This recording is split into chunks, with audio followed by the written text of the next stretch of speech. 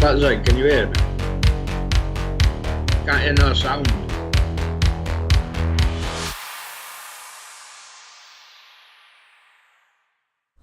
And we are live. Hey guys, I hope you're all doing well. Thank you for coming. I just want to say thank you to everybody that's joined already in the chat. Tonight's topic is awesome. We got a special guest with us, Allan Norsrtand. We got the panel with PJ Cooking's not here at the moment, I see. Lumping in a Gas in a Vacuum and Michael Kahn, all in Skype. How are you guys doing tonight, guys? I'm alright. I can't hear no sound. Can't you hear me? I can hear you talking, but I can't hear you two. Is there no sound on YouTube?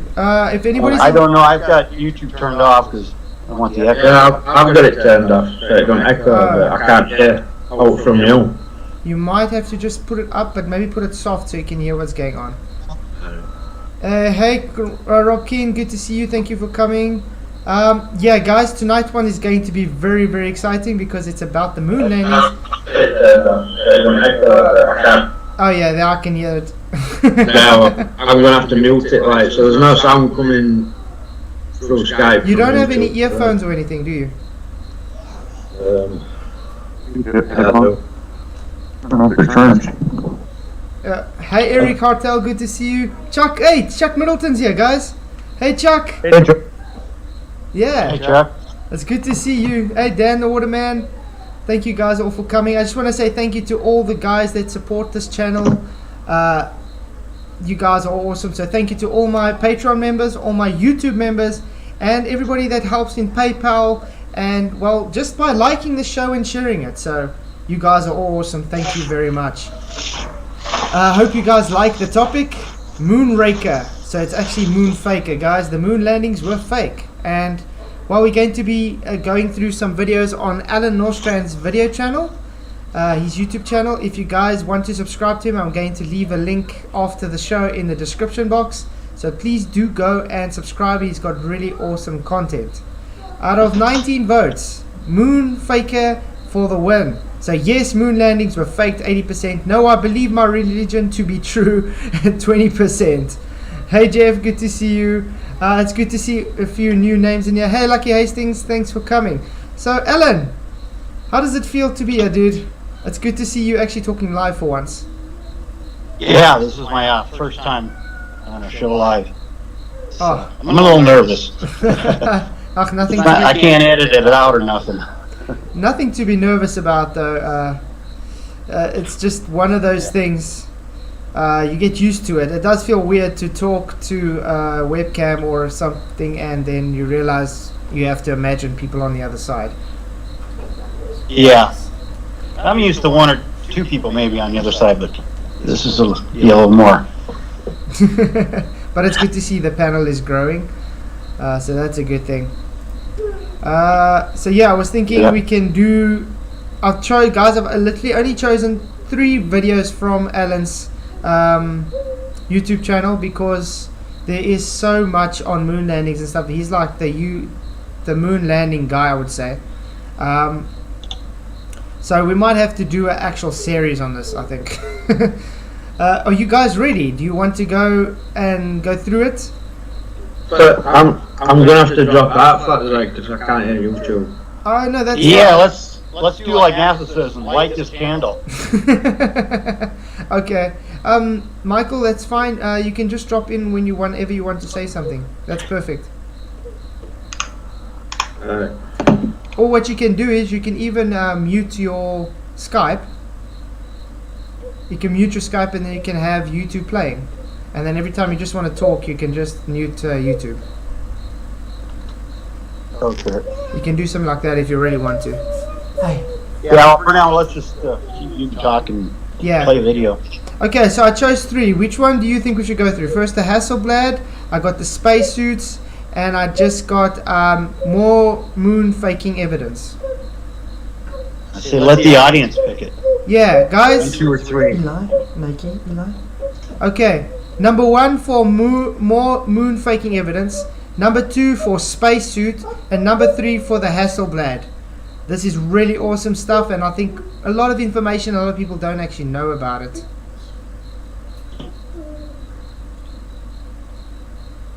Number one. Okay, so if we got a number one, guys, that would be more moon faking evidence so far. Hey, Quinlan977, thank you for coming. It's good to see Chuck in, guys. Chuck, I definitely want you to come on sometime so we can have an awesome stream. Thank you. We showed your video last night, and I think it went really well. Okay, so we got 2 number ones, guys, and so classic with the thumbs up, so probably that's number one as well. And Gas said number one, so let's start with number one. Is it showing? I hope so. Yes. Okay, number one's from everybody. This is from more faking moon evidence. Well, more moon faking evidence. Okay, let's get this going. But look at those 2 craters on the left-hand side. There it goes, right? But then they come back down again. How the heck can that happen? Those 2 craters, they're still there over on the left-hand side. That's pitched over 52 or 56 degrees. Those craters cannot be there. That limb did not pitch over. Right, but you know what they did? They panned the camera out to show the stuff being blown out, and then pointed it back down again. Because the machine is still vertically taking off in that first 2 seconds, 3 seconds that it takes off at. But the camera went out to show the blast and then went back down. And now it's just rocking on a cable. And it still isn't pitched over. I mean, it's still pointing straight down. Yeah.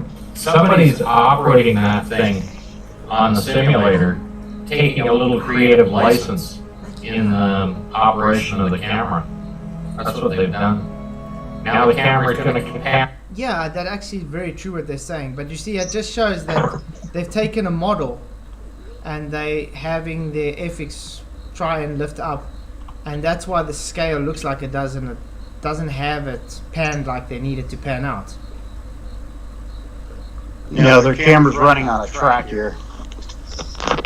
Yeah, definitely.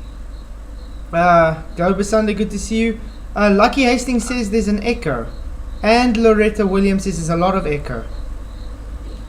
I can't hear echo from my side at all. I'll turn mine completely off, but then I just can't listen to the video, but that's alright. Would you guys maybe we should mute you guys when the video's playing, and then when you guys talk, maybe unmute. Do you think that will work? Yeah, can you do that? I don't know if I'll be able to mute you guys all the time. It might be easier if you guys mute yourself. Okay. I've got massive delay, so I don't even know when. That makes it difficult. Yeah, sorry guys, we're trying Skype out tonight because it would be difficult on Element to do screen share and everything. So we thought let's try it on Skype just to make it easier for everybody. This is really the struggles already. Dan says sound is fine on YouTube. That's right. Yeah. If I mute Skype, I can't hear out at all, so I can't. Guys, I'm putting Martin Smith in a timeout because he's already putting the beating your wife idiot stuff on. Who is? Martin Smith. Between them, isn't it? Yeah, he hasn't even tried to reply or apologize, nothing for it yet. Okay. Yeah, I'm gonna have to drop out of Skype and just listen on YouTube because I can't. Okay, no, it's fine. If I unmute YouTube, it's echoing, and if I mute Skype, I can't hear out. So I can't. Okay, that's fine. That's the exact problem I'm having, so. I'll try to see how I mute. Unless you can get YouTube sound to go through Skype, that's right. I have no idea how I'm gonna do that. To be honest. I can't hear out then. So because if I move the mic close to the TV, it's going to echo, and then it's going to be harder to hear me though. Like on Element, when I mute YouTube, I can hear YouTube through your Element, but it's not working like that. Yeah. You know what I mean? So it's either I talk to you on here and I can't hear YouTube at all, or I come out of here and just watch YouTube. Yeah. That's the only option. I'll go back in Element. Yeah, I think it's just gonna be better just to mute. Look, what I'm gonna do is I've muted Alan. I'm gonna mute you like this, and then when I pause the video, I'll just unmute you guys again. How's that? Let me check that. Okay. So let's check if it's going to work this way. Okay, guys, let's just make sure it works. And right back down to the ground. Look at it. See it? Those craters are still there on the left-hand side. That one did not pitch over. I mean, this is Apollo 14. This is the worst. Yeah, and now it's just rocking on the cables. Stops, rocks, stops, rocks, stops, rocks. Let's go to 15 and see what that looks like, because I think it's just as bad. Let's just listen to some audio here. Good liftoff. Automatic.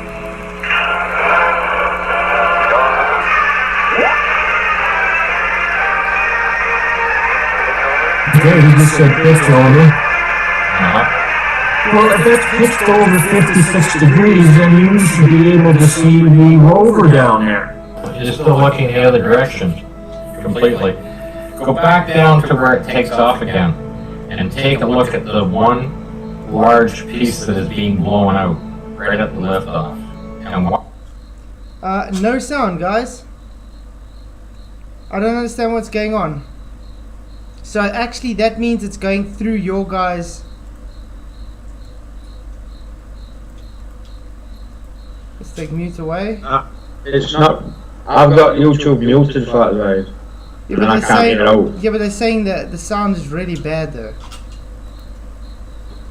Well, that's, I don't know. It's not because it's coming from somebody else than are you? Because I've got YouTube muted. Yeah, so Alan is muted. I muted both of you guys. No, but I don't know if you're understanding what I'm saying. Yeah, no, I understand. You got YouTube totally muted. Yeah, but I can't hear out then. There's no sound from YouTube coming through Something you. is wrong with the sound. It sounds like ear rape super loud. What? Guys, I don't know what's going on at the moment. Sorry about this. I think we might have to just move to Element. I don't know. Or Discord for some odd reason. Alan, you do have Discord, correct? Alan? It's muted. I know, I can't unmute him. It just tells me I can mute him. Oh, there we go. Oh, he's muted again. Because maybe we can move to Discord then, like that. Maybe that will work. There, can you hear me now? Yeah, I can hear you. Do you guys think we should roll the move to Discord then? I don't have Discord. Don't you have Discord anymore? Okay. Oh, let me see here. Otherwise, I can put maybe. I just don't know how long when it goes to. See, it sounds like I have two audio sources in OBS, and I do not have two audio sources. I literally only have one. There we go. Let's try this. You guys, it opened an extra audio source. It was from me. Why did it do that? It created an extra audio source, guys. Mic aux. It should maybe work now. Never mind. Let's try it. I'll mute myself here. Let's first do it this way, guys. Okay. Sorry about this, guys. The technical issues. Watch the distance it travels out. It's slightly to the right. See now. that foil? See how far it's going out there? How can it go out past the experimental equipment? Is it sounding normal now, guys? No, I still can't hear YouTube. No. No. Otherwise, no. But you see, I'm for the YouTube. It might work better though. I'll just have to drop out of Skype because if I can't hear YouTube, there's no point. It's not going to help you, yeah. We'll be talking about gonna. Okay, Yeah, I mean, Dan Waterman says again, all is okay. They say the sound is fine, guys, on YouTube. Yeah, but I still can't hear But you. you can't hear it. But you can go to YouTube then, Michael, and when you want to come and talk, you can just unmute here. So just, you know what you do? Mute here in Skype, and then you can have your YouTube unmuted. Are you sure? Yeah, and then what you do is, when you want to talk, you just mute YouTube and unmute in Skype. You understand? Yeah, I'll try. Okay, so Alan, I think you might have to do that as well. You guys ready? Let's try this again. Yep, I'm ready. I was just muted. Okay, I'm gonna just right, rewind it a let's bit and go. then we can try again. Able to see the rover down there. You're still looking the other direction Okay. completely. Go back down to where it takes off again issue. and take a look at the one large piece that is being blown out right at the liftoff. And watch the distance it travels out. It's slightly to the right. See that foil? See how far it's going out there? How can it go out past the experimental equipment? That's very true what he says. How does it go past the experimental equipment, guys? Out. It's slightly to the right. See that foil? See how far it's going out there? How can it go out past the experimental equipment and not stir anything up on the ground? That's 500 feet between them. That's a But where's this pitch over? He's called pitch over now 5 seconds ago. Right. But that blast that shot Hey, look at that that. piece of material out 500 plus feet isn't disturbing anything on the ground. That Yeah, it's not disturbing anything on the ground. Okay, shot Michael Kahn. It sounds okay, as long as YouTube is sounding fine. Alan, so it looks like it's just me and you tonight in Skype. You can hear what's going on in YouTube though, Alan? Hey, if it's Yeah, I just- can. I'm just having to unmute, go back and forth. Okay, but so yeah, I it can works hear. like that at least. But I'm on a good 30-second delay or so. Oh too. yeah, that's the only thing. Skype is a bit behind though. Yeah. So. Okay, I'll mute it again. No So stress. you can play. So I'm going to have to then, every time I pause, I make a comment, I'll have to wait until you catch up to me, so you can have a comment. Okay. So yeah, all that we're showing here is with the that panel flying away, and it went 500 meters, but it didn't disturb anything around the site there, which is really odd because it would actually disturb everything else.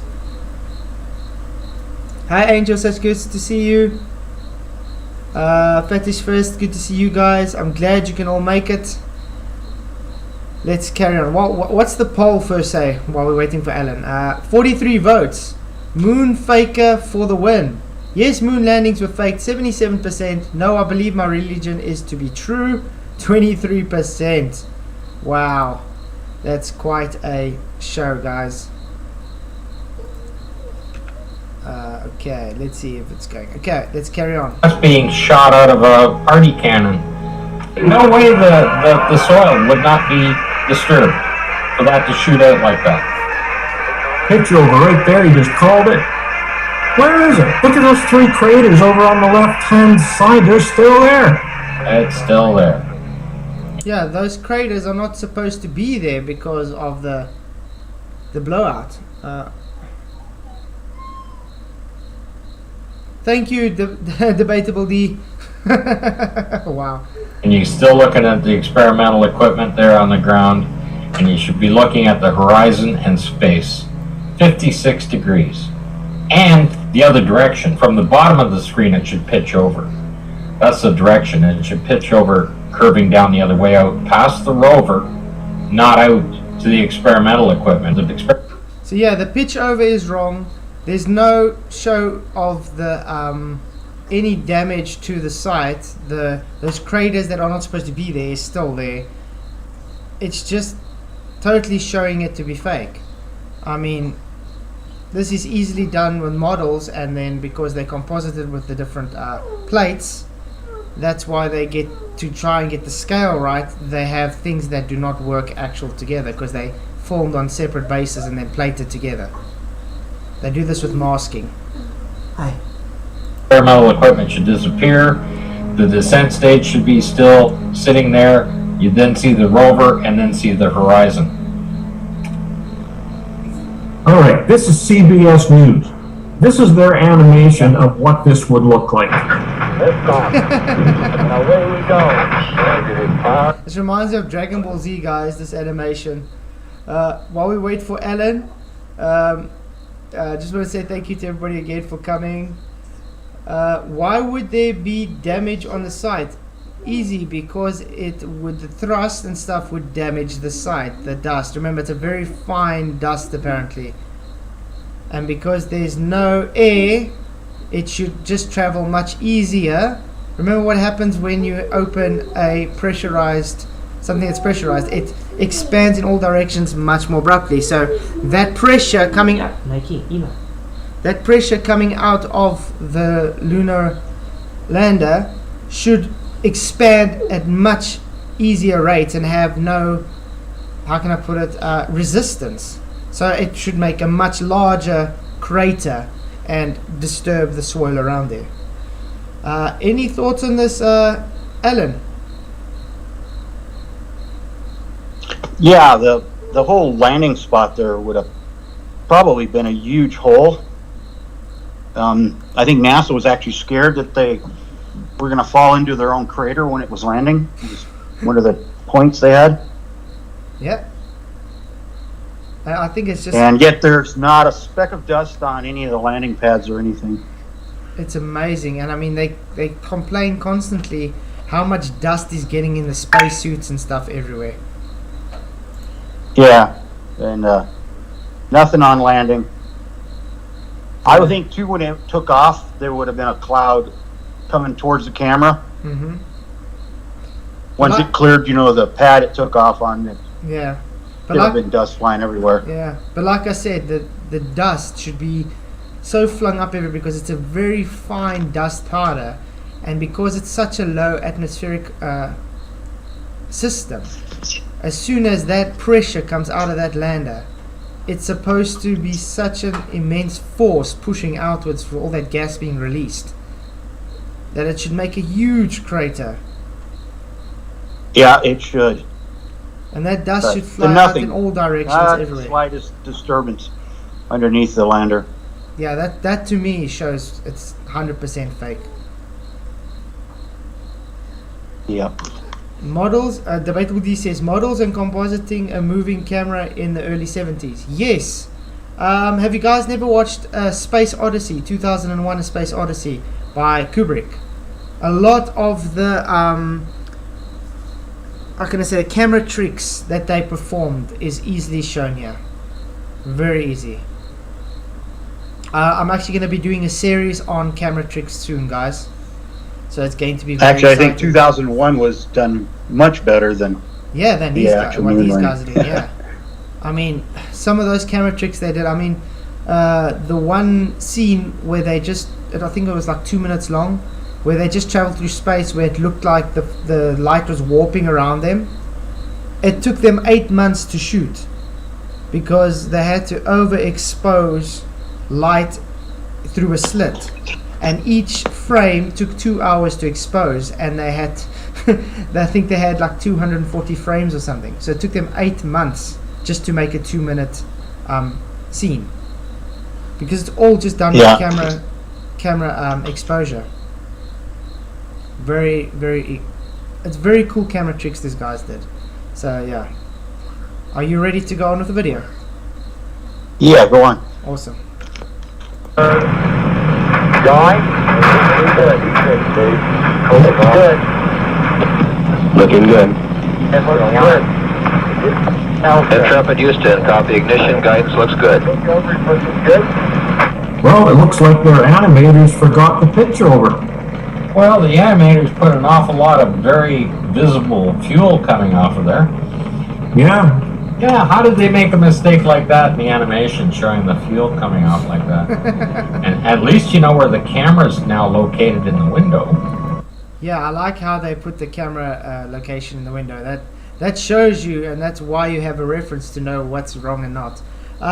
Chuck, I shared a good video a while back. It's called The Last Card, about the Van Allen deceptions. FYI, you can use anything I got. Thank you very much, Chuck. I'll definitely maybe use it sometime. Definitely awesome. You guys do go subscribe to Chuck Middleton. He's got an awesome channel. I did show one of his videos last night, so do go and check it out. Hey, Buckjud, good to see you. Apollo 11 documentary looks way better than Kubrick's. No, that's not true, Buck. Which rock have you been hiding under? Yeah, oh yeah, Chuck needs a wrench, definitely. Add moderator. There we go, Chuck. Let's carry on. Well, the animation department did not add the pitch over maneuver when they called it out. Okay, so that is Apollo 12. Let's have a look at the Apollo 17 takeoff. I just oh wow. I mean, this you could see was just stock animation footage. It was an FX model. They literally, and you could see they made it with a bit of scaffolding and tinfoil and paper mache. If you don't believe me, you can actually go and look at the actual so-called landers there in the museums. It's very fake. Beyond fake. See, this is all stop motion, guys. You can see that little subtle Apollo 17 takeoff. You can see that little subtle frame rate as it goes. Check it out. Stop go, stop go, stop go, stop go. So what they do is they have the stop go and then they just increase the frame rate, and that's why it gives it a bit of a smooth let go. And there you can see it pitching over. It's pitching over, so you should see the rover. Yeah, there was a guy that went to the museum, and he was going to measure the entry point in the capsule, and they threw him out of the museum when they found out that's what he wanted to do. Yeah, but did you see it? Did you actually see it personally in the museum? How fake it is? Yeah, I've seen pictures where it's not even to scale. The astronauts are smaller than an actual humans. But that's why I even laugh when I don't know if you guys remember Dustin from Everyday. He went and he interviewed John Petit on one of the capsules, and he was talking about the O-rings that they had there. It was rubber O-rings. How would a rubber O-rings withstand those pressures in space? No, and once you got any kind of dirt on the hatches, the dust, that fine dust, it would never seal again. I mean, the O-rings alone in our atmosphere shows how it gets brittle over time and stuff, and with little things. And that is a much more harsh environment apparently than on Earth, so it wouldn't work. Yeah, they would have to use metal seals that are, crushed seals that only use once, like a head gasket on your car. Yeah, and they have to be so perfectly sealed, but even that it won't work because of all the dust that go in, like you say. Yeah, you would never be able to open it or take it apart without You have to have such a perfect seal, but it won't work. Yeah, it's impossible. In the other view, the not vacuum the descent is stage. so high that the actual metal will cold fuse together. Yeah. R2-D2 lifted off. Fatality, yeah. Actually, if you think of it, that's the same video effects they used for Star Wars, guys. Was that stop motion with R2-D2? It's exactly the same. Then they just speed up the frame rate to make it look more smoother. It's right there. Yeah. But where's the pitch over happening on the screen? You play. I'm gonna mute again. Oh yeah, sorry. But yeah, like they're showing here, guys. What's happening here, showing there, and showing here is two different times. It's supposed to be the same. It's just supposed to be from a different view, and it's not showing the same. Let's just rewind it a bit so you can see. Rover. In the other view, not the descent stage right there. Look at the view, guys. But where's the pitch over happening on the screen? Still This is looking not at the descent guys. stage there. So, it pitched over 56 degrees. Let's have a look at that again. It didn't 99, happen. proceeded, 3, 2. Now, guys, look at it, this jankiness again. Look at the stop motion footage here. Look, guys. 2, 1. Okay, now just look how it goes shaky up. Look at that. Right See? away, Houston. Stop. Back start. Look at the pitch over difference. Look at that. Over. Oh, by the way, too, let's pay attention to the shadow. And the Let's shadow. see if that shadow rolls with the LEM. You notice that you don't see any exhaust at all coming out of that engine? Nothing. Nothing there. Nothing. Nothing, but you're still looking at the shadow, which is pointing out towards the experimental equipment, which on the main view is to the back of the shot. That camera is looking directly at the experimental equipment. And that shadow should be on the ground in the distance, if you could see the ground on that. And when it starts to pitch over, within the next few frames, you'd be able to see then the rover on the ground. This to me is just death to the moon landing as being real. I don't know how the people can actually defend this. Is there actually any rebuttal? Alan, have you had any rebuttal to this that's been presented before?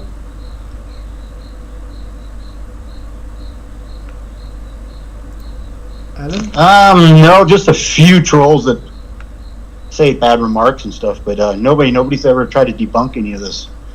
That's really odd, eh? You would think they would have an answer for it. They've never made a video to counteract any of this stuff. But I think it would be kind of difficult. Yeah, and I mean it's like evidence like this. That's why you get so much even glow believers that know the moon landings were fake. Yeah, I agree. I know a lot of people that do not believe in flat Earth, but they do believe in the moon landing is fake. And yeah, I'm like, well, you're halfway there, a quarter of the way there, maybe. They're almost there. It's the start. That's kind of why I like to focus on the moon, because you got them first, got to convince them of that before anything else. Yep. CSM Doc. All right, you go. Yeah. You go on. I'm gonna mute. Man, it's really hard to watch the video. 30 seconds delay. Sorry, man. I know it makes it difficult. Yeah. So I'm actually listening more to you because. You know what we can do, Alan? Alan, do you want me to do the commentary and then after, when each video is done, or halfway, we can stop and then you can talk and everything? How's that sound? Makes it a bit easier. Yeah, that's fine. But I'm doing a pretty good job this way. Okay. Awesome. I'm just listening to you, and I kind of know the video, so. Okay. Sorry about all the niggles and stuff. We'll have to get it sorted sometime. We'll figure it out some other time. Yeah. Thanks, man. Okay. All right. Okay. Let's make sure it's showing. Okay. It's taking the shot. But you're already a good 30 degrees off the other direction looking at the shadow, because the shadow is going out to the experimental equipment. And then it just settles back in, and then you start to see the descent stage again. You shouldn't be looking at that at all. Right there, look at the full pitch overs right there. And all you've got is the descent stage. Here's one last look. Let's just see. There it goes. There it goes. Pitch over's called now. Right there. Where is it? There's no pitch over. What happened? Yeah, there was no pitch over, but they called it. Awesome, Chuck. I'll be definitely check out the whole live later. I got to go to the family Thanksgiving. Had to work on the actual holiday. It was good seeing all of you. Definitely look forward to checking out. Yeah, thanks, Chuck. Good to see you. Very excited to have you on sometime. We'll keep in touch. Take care, dude. Why is it not pitched over? This is 56 degrees tilt on that pitch over. And the craters are still there. Those two craters that are on the path are still there. Yeah. They should not be there. Those ones that are on the left side. That's shallow. We'd like aft Omni, please. There's the descent stage just went out of view there. But it's wandering off to the right. It should have shot back to the rover, which it would have to travel 90 degrees the other direction. And it doesn't. Yeah, it didn't show it. I mean, you see on the one it showed it, but it's not showing on the other one. It's just not gelling with each other. The moon craters its own light, creates its own light. Doesn't reflect sunlight. Totally different spectrum. Shadow changes light spectrum. You can test this yourselves. I agree, Jolly Man. The moon actually has its own light. That's why a lot of the theories, the speculation is that the moon is a plasma, and that the sun is not actually reflecting any light, well, giving it light to reflect. The moon reflects its own light. This is why they have so much inconsistencies with their moon. That's why they can't show the moon being controlled as the same. How can I put it? If you look at every different video of moon footage, it's always got different hues to it. It's got different shadows to it.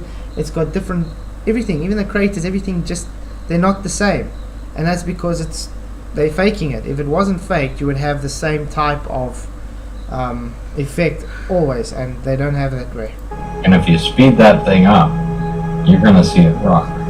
It stops, then rolls, then stops, rolls, stops, rolls. Now, if that's the complete video of the thing, the rover camera pans across, then it pans down, and then it pans back across to the left, and it picks up a very large object, a shadow of an object on the. Also, one thing you guys have to realize, all the craters on the moon, all are perfectly symmetrical. There's literally, and they say it's from asteroids and stuff. So, do asteroids ever come at any angles? Because that's really odd. You would think that asteroids and meteors or whatever will come at angles, and they would create them at different angles. And all these craters are perfectly symmetrical, 90 degrees. So, what does that tell you guys? Yeah, it seems like to me that it's more of like an eruption out of the moon than something impacting. Mm-hmm. Yeah. You would have big old long trenches of where they slid along, bounced off, and coming in at different angles. Yeah. Yeah. One thing. It doesn't make sense there. One thing that I've seen very similar to this is, when you go to the beach and the waves rush over the sand and it goes back down, and those air bubbles come out from the crabs and all that, and it makes those little whole craters. This is what it reminds me of, in that soft sand. That's what it kind of reminds me of too. Yeah. Yeah. So that is what tells me role that it would be, or like the geysers when they erupt the water and it creates those. Because how much, even on Earth, where they say the meteors hit here, where are the meteors? Where are they? Yeah, there's never. But yeah, just on that sand beach you were talking, take a rock and throw it at the sand and see if it makes a perfectly round crater. And you would still have a rock there. Yeah, it would bounce maybe down the beach if you threw it at an angle, but I mean, yeah, you'd still have the rock. It's more consistent. Yeah, it's more consistent of like let's say an eruption of some kind, like a geyser up from underground. Exactly. Mm-hmm. Yep. All right, you can go on. I'm gonna mute again. Awesome. Can't be there. And when it's looking down, there's the fender, there's the front tire for the fender, and then that's way the hell out there. And we know which direction the shadow is pointing. That's got to be in front of the rover. It's not on the rover. Can't be anything mounted on the rover. And I've seen photographs of the rovers pointing straight at the limb, its final resting spot. That is sideways to the limb. And it doesn't matter. You're not going to see anything else out there because you're looking in front of the rover itself. Yeah. So nothing mounted on the rover would be visible as a shadow. That's the biggest thing.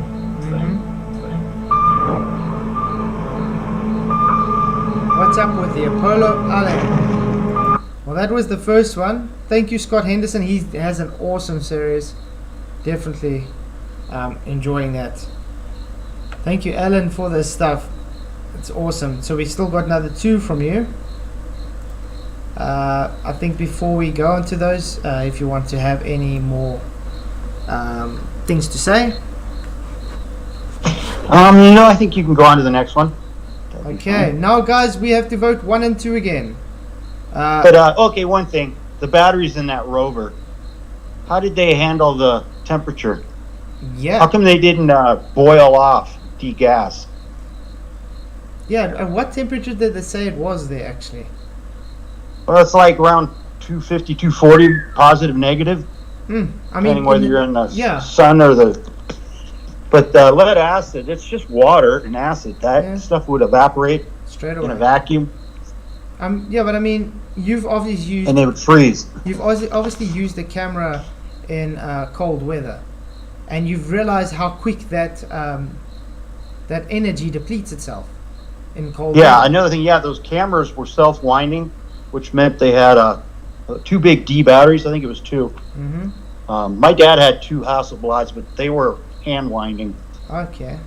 And they used the battery, which would have been a bad idea. Yeah, the cold would have made those batteries either explode, degas, or Yeah, there's too much problems. just go dead from the cold. Yeah. Yeah. And that was back in '69. Batteries were terrible. Remember, the acid would leak out of them.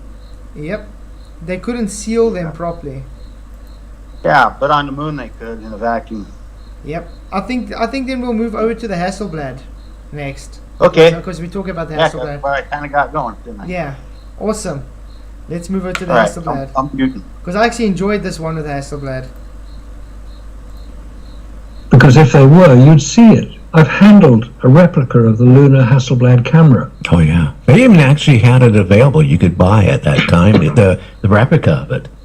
Yes, you can. I mean, because they're a replica, they don't look particularly like a regular Hasselblad. And most of the regular Hasselblads are black, or they got black leatherette covering. And they're beautifully made. The lunar Hasselblad was designed for a specific purpose, one of which was to ensure that the heat didn't damage the camera too much. It had an aluminium coating on it, aluminium paint on it, but there was no pressurization around it. No pressurization around it. That would give a problem. And aluminium, guys, won't really protect it from the pressures though, would it? I mean, aluminium's not that strong. But it's, I have to say, it's really trying to be very clever engineering. But has anybody actually taken these actual Hasselblad cameras that they claim to have used and stuck it in an actual vacuum and check if it worked? I don't think so. Anyway, No, there was no sealant at all. The film was exposed to the full vacuum. Yeah, and we know how finicky film is when it comes to exposure of anything. Yeah. I mean, everything, the batteries, all the internal, everything was exposed to vacuum. There's no seals in the Hasselblad at all. And yet they still got such perfect imagery. Yeah, with no radiation disturbance at all on their film coming back through the Van Allen belt. Amazing. Wow. But yeah, go ahead. Also, one thing I realized, I mean, you see there, I mean, how they've rigged them up to be on their chest to take the photos. It's difficult enough to get those Hasselblads in focus with normal hands. How do you get it right with these gloves? And I mean, they've already had it at the set exposure and everything. Just with the sun's movement, it would change the exposure. It doesn't matter if there's Yeah, it would have been atmosphere or not. impossible. Yeah, you wouldn't And get seeing it through a right. visor that changed it. Yeah. And these guys aren't Yeah. professional photographers, so they wouldn't know how to change the ISO even if they could. Yeah, there was no viewfinder. It was attached to a chest. There was no way to aim up or down or around other than moving your body. Yeah, but yet their pictures were just picture perfect. Yeah, it was like almost as if it was done in a studio. Yeah. Really odd. Okay, of I'm showing getting astronauts Sorry? Okay. removing the film magazines on the back of the camera and putting another one on. And they weren't pressurized. There we go. Removing it, placing a new one, and they weren't even pressurized. There we go. That alone, there, it's debunked this whole thing. I mean, it's based on chemicals. Film is based on chemicals, guys. What happens to a chemical in a vacuum? It boils. It evaporates the gases. So, my view is that none of the photographs could have been taken on the lunar surface because the film would have been damaged. So they had to have been taken here on Earth.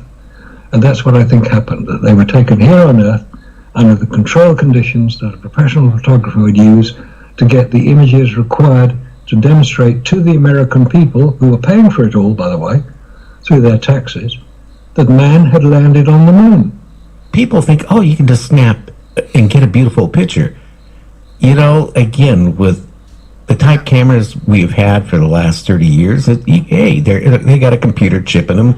They adjust the aperture, they adjust the shutter speed for the best exposure. It's all programmed in there with hundreds and thousands of programs.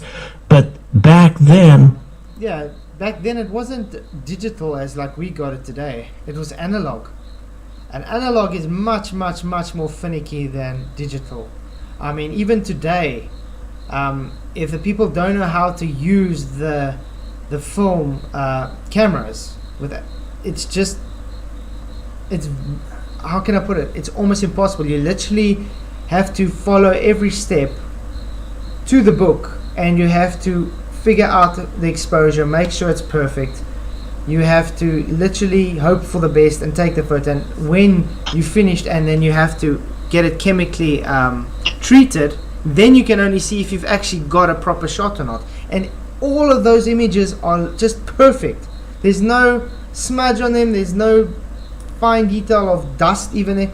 I mean, just the dust alone on the lens would make such a difference.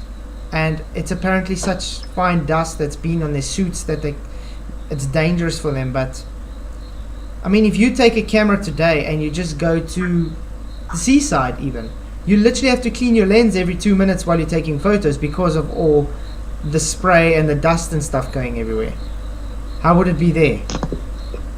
Why would Another thing was, do you guys remember in the old days you had to, when you went through airport security, you had to put your film in a lead container or lead, that was like a Ziploc bag. Yeah. And otherwise it would just destroy it, just going that few seconds through a scanner.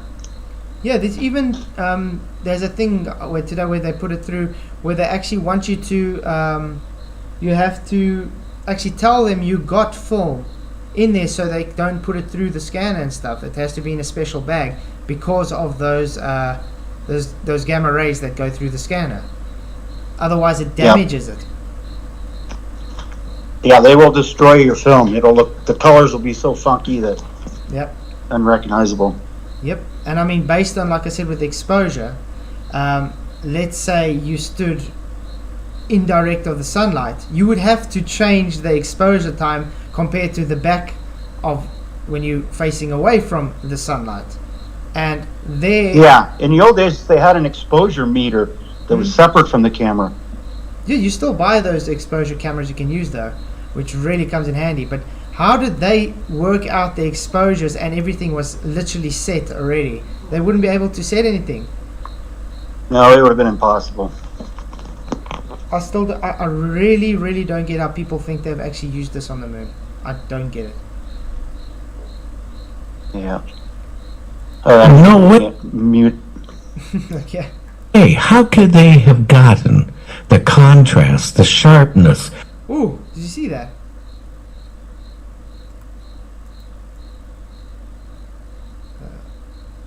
I just want to see. I think A light meter without all this other equipment, which I didn't see anybody using. No, just the sharpness. There we go. Look at that. Obviously, they're going to say, no, it's just because it's very compressed. Yeah. Funny thing is, you can take a lot of their photos and you can, the high-res images, and you can see they were literally plated on top of each other. This with a backdrop there, and they had this plated on. So it's a painting on a piece of glass, and they plated it in layers. That's why you would get that when you change the exposure, you would get that blockage around it. It just shows it is based in a studio. Those pictures on the moon without a light meter, without all this other equipment, which I didn't see anybody using. No, they didn't. Ironically, they did carry an exposure meter on the Apollo craft. It was called a Minolta spot meter. Right. Which wasn't used for general scene. It was used to take the exposure requirement of a very specific area, close-up area. But I didn't see anybody use that. There was no photograph of the Minolta spot meter being used on the lunar surface. On the camera, there was a little sort of chart, which was very basic. It's, you know, if the sun was behind them, you set the shutter speed at 250th and expose it at f8. Yeah, but even setting that like that, they're saying, it's still not going to work. You have to know your exposure time, even if you set it. How did they know how long they had to take the photo, and if they would actually get it perfect?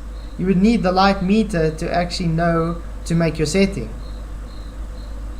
But he's Trying trying to to adjust it with those gloves on? Yeah, how? I mean, they struggle to even use a spanner with those gloves on. How would they adjust those things? Yeah, that would be very difficult, I mean. It's sad.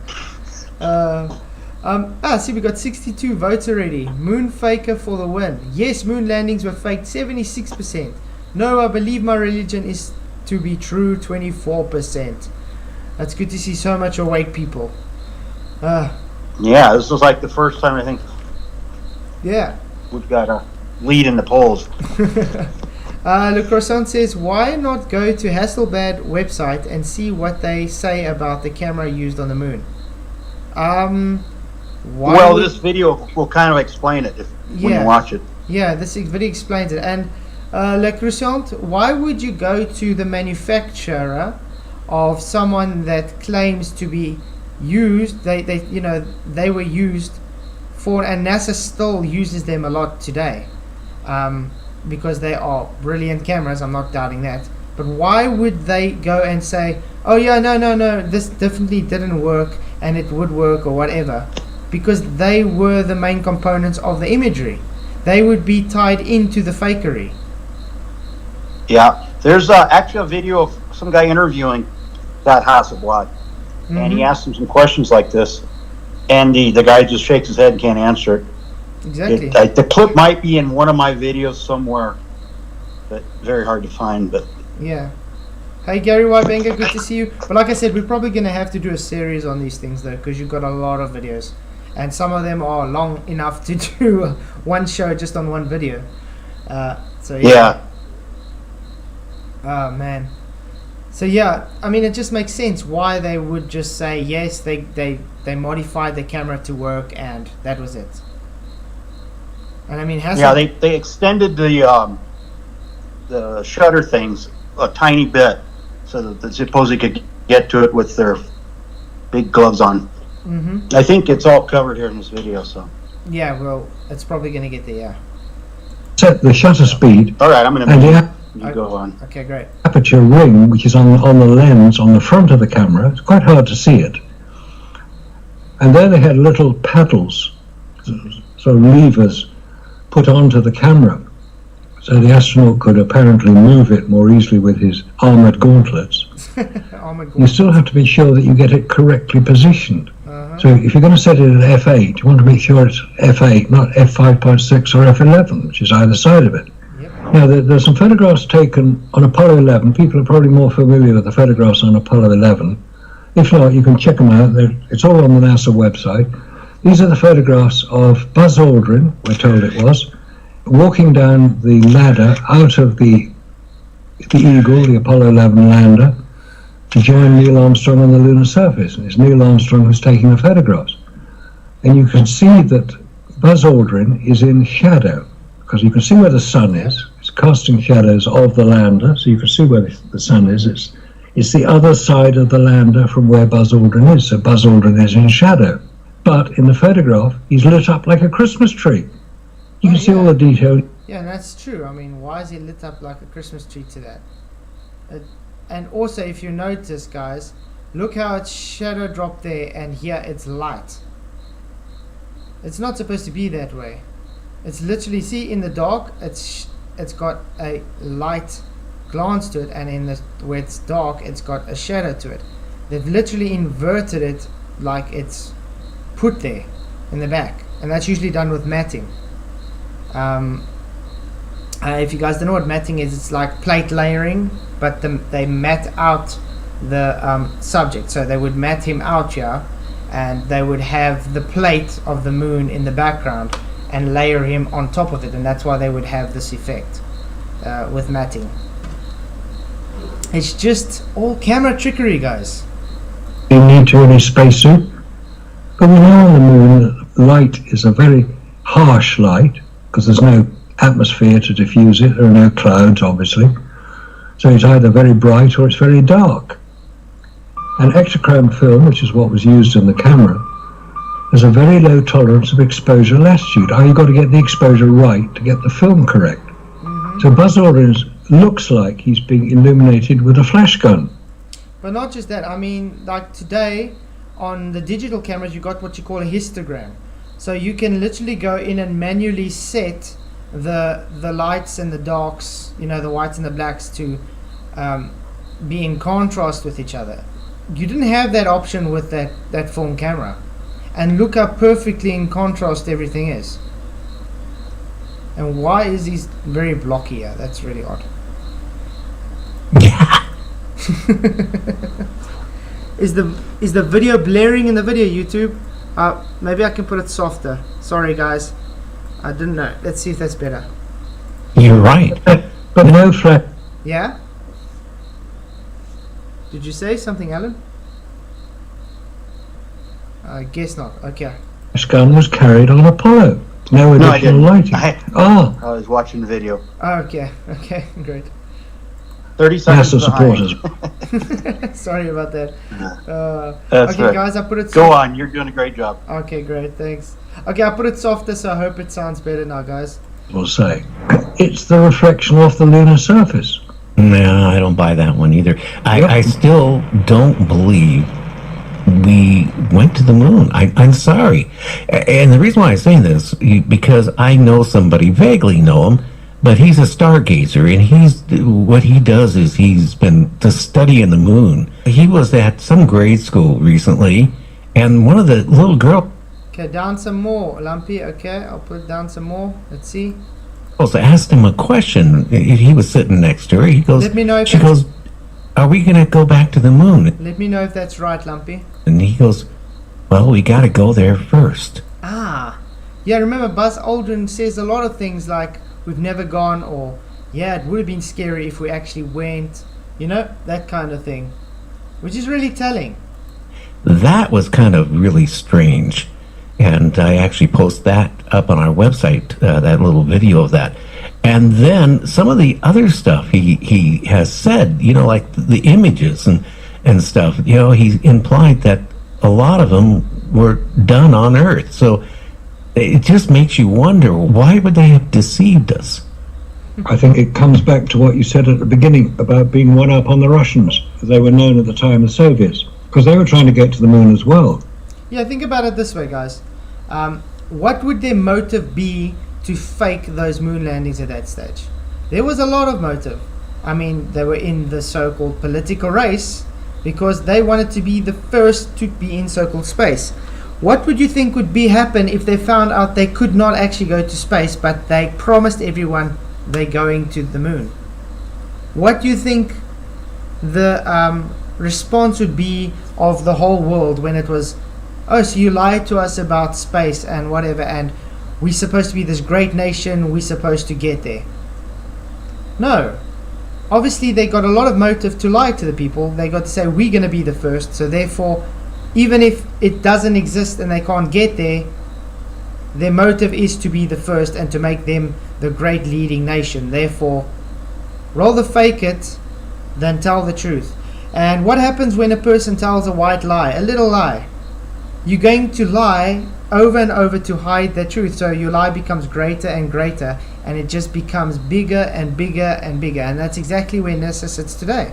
All space agencies sit today, because they've built all their lies upon a little white lie to keep everybody there, to keep everybody in check, I can say. Because they're supposed to be this great savior of the world. We're going all to space. We're going to the moon and beyond. Just keeping the minds of the people gullible to space fantasy. I think they also were trying to, hide or distract people from the Vietnam War. Yeah, there's That a was lot at of the things. same time. There's a lot of things that were happening that they were trying to distract people from at that time. You're right. Yeah, the Vietnam War wasn't that popular, so And I you mean, can get them to watch the moon landing. Mm-hmm. But people would rather watch I Love Lucy, so that was a problem after just 1 or 2 moon landings. So then they had to create Apollo 13, a little drama. Yeah, exactly. That's what I'm saying with Artemis 2 that's going to happen, where they're so-called trying to send people. What do you think is going to happen? Do you think it might be another Columbus failure? Or, because remember, they've already been having issues with refilling the whole time with the clasps. And that was the problem they had with the Columbus that time. Yeah, it could be. I don't know. It's just they're never too gonna unstable. go, It's just too unstable. So it'd give them a reason to let it explode one day. Or Yep, something. that would probably be the easiest way out of it. That'll give them 10, 15 years before they got to build a new rocket. Because they play on the people's emotions. Because, I mean, they're already saying it's quite a dangerous thing that they're doing, and even it's unmanned. Yeah. So, But nowadays they can fake people. I've seen computer programs that can invent people. yeah, it's deepfakes. AI is very Like deepfakes, prevalent. but with people that don't even exist. You create 3, 4 of them as astronauts. You blow them up. They never really existed. Yeah, it's very simple. But I mean, on paper, of course. yeah, obviously. And I mean, you create a alias for someone. You know, like you get the people that are crisis actors, you can say. It's literally Exactly. like that. And they're playing Miss Astronaut or Mr. Astronaut or whatever. They don't really exist. They've literally made them that. And then they go up and then it gets blown up or whatever. And that's it. Then they have a whole history But about they them. might use real actors and then just put them into universities and not even change their name. Yeah, we're not going to get to that, guys. The people think we are All sick. right, I'll let you go here. I'm gonna Oh, yeah, okay. There's no secret about that. They had the rocket to do it. Unfortunately, the rocket blew up. 4 of them, called the N1 rocket. It exploded, basically destroyed the Kazakhstan or the Baikonur Cosmodrome, where they were being launched from. So they gave up and said, no, we weren't going to the moon. We just want to build a space station. So they built the Mir space station. Mm-hmm. But there's some very interesting stories around the Soviets, because they were well ahead of America right from the beginning of the space programs. Yeah, remember Sputnik, guys? They had the first satellite up, There we Sputnik. go. Sputnik, yeah. By the way, in South Africa we got what we call a Sputnik, which is very delicious. And they had the first man in space, Yuri Gagarin, we're told. Though there's doubt about whether he was actually the person there. It's also doubtful that he was the first one. He was the first one to land back alive. Well, wasn't there one that literally, when he didn't really want to go, but they kind of guilted him on going, and on re-entry, he literally, they heard him screaming because he was telling them, hey, this thing is falling apart, and he literally just burned up. Yep. The only training he had at the time he did his flight was as a parachutist. That's what he did. He jumped out of the craft about 20,000 feet, opened his parachute and came down that way. You're not supposed to do that if you're going to claim a record of being the first man to orbit the Earth. You're supposed to land in the craft you took off in. Yep. Very odd. I just want to say thank you, guys. If you are enjoying this, please don't forget to hit that like button and do share the show. And also, if you are unsubscribed, do subscribe so you can keep up to date with the show. Those were the days. The Leningrad Cowboys with the Alexandrov Red Army Ensemble. But that tended to get a bit overlooked. The driving force behind the Soviet space program was a guy called Sergei Korolev, known as the chief designer. His name only became known publicly after his death. He died in 1966 after an operation, quite a routine operation, went rather badly wrong and he died. And then there was nobody really trained to take over. And it's always said, well, surely Russians would have blown the whistle if America were faking it. Yep. And my point of that is, well, who would have blown the whistle? Yeah, who would blow the whistle, guys? Think about it. It's all just politics. It's all just there. It's about power. Nobody was suspecting that the Americans were faking it at the time. That wasn't even on the agenda. That wasn't being discussed. if the Russians were so clever, or the Soviets, as they were known then, were so clever, that they knew the Americans were faking it, who in Russia would have blown the whistle? No one could blow the whistle because they didn't actually know it. They weren't really get far enough to actually know that the space is fake, as they put it. It was literally a race to see who's going to do it, and whoever got there first and they saw, okay, no, it is definitely fake, would be the ones lying to keep it so they could say, if Russia, let's say Russia got it right, do you think they would have played the honest card and said, oh, sorry guys, we can't go past here because we thought we could get to the moon, but we can't because there's something blocking us or whatever, or we can't because we just can't get to the moon? Do you think they would have been honest about it? I think it doesn't matter who went on it. At the end of the day, those people would keep the white lie because they wanted to be the power. So they had a lot of political gain to do it. As I say, Sergei Korolev was the head of the Soviet space program, but he died.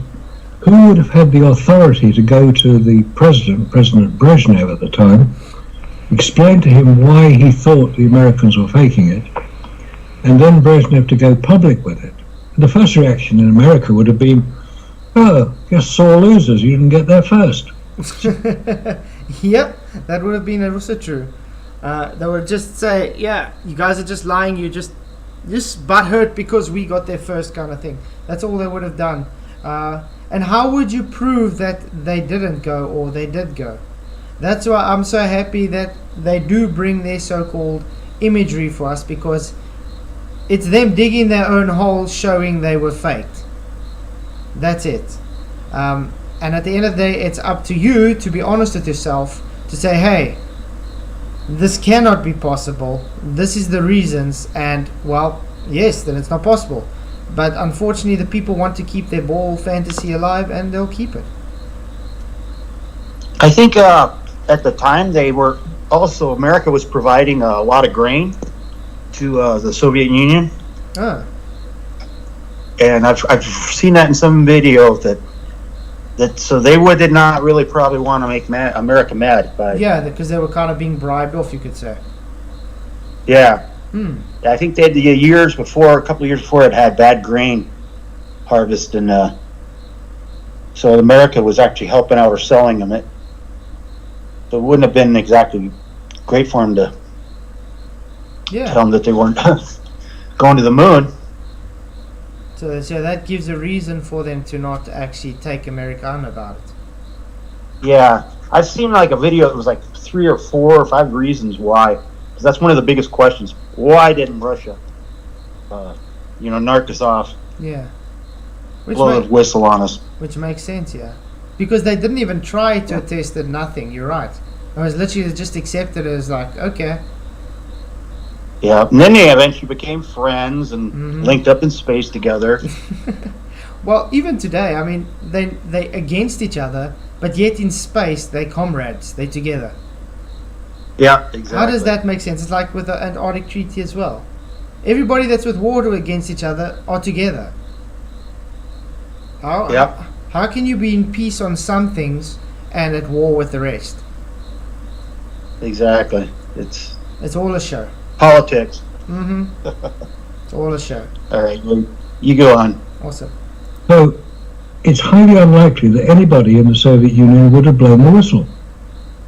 And as for the 400,000 people who allegedly, did work on Apollo at the height of the program in 1965, 400,000 people, not at NASA. NASA were the organizing company that coordinated the activity of all the private contractors building. A glorified play park, guys. It's just like a glorified scaffolding with some paper mache and tinfoil, and the people thought, hey, we're actually building a spacecraft.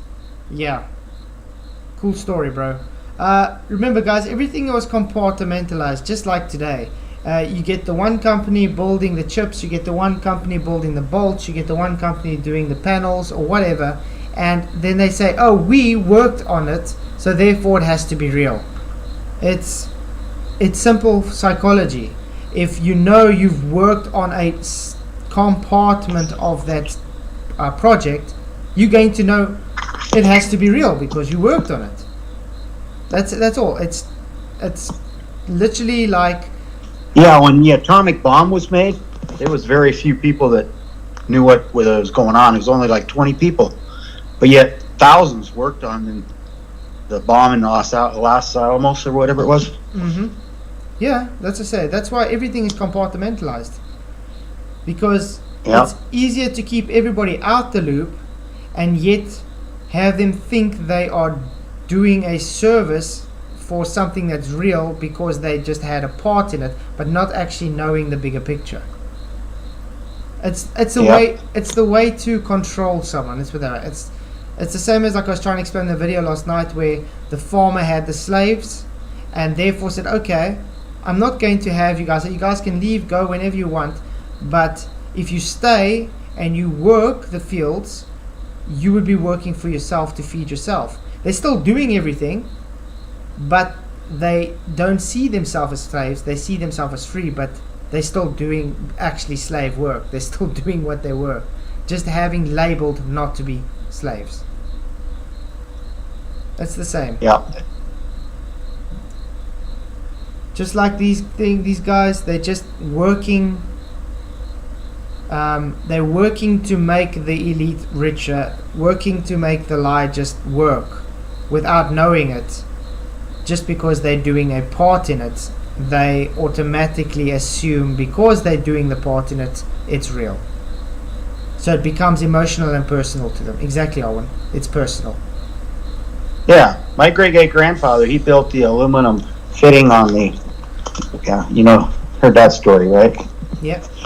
Yeah, exactly. I mean, So that makes it real. They had to have gone. He built the part. Yeah. My great grand's uncle's niece. He gave that bolt number 5 in the in the OM. So therefore, it had to be real. I mean, how else would they need it if it wasn't real? Why would they pay him for it? Yeah.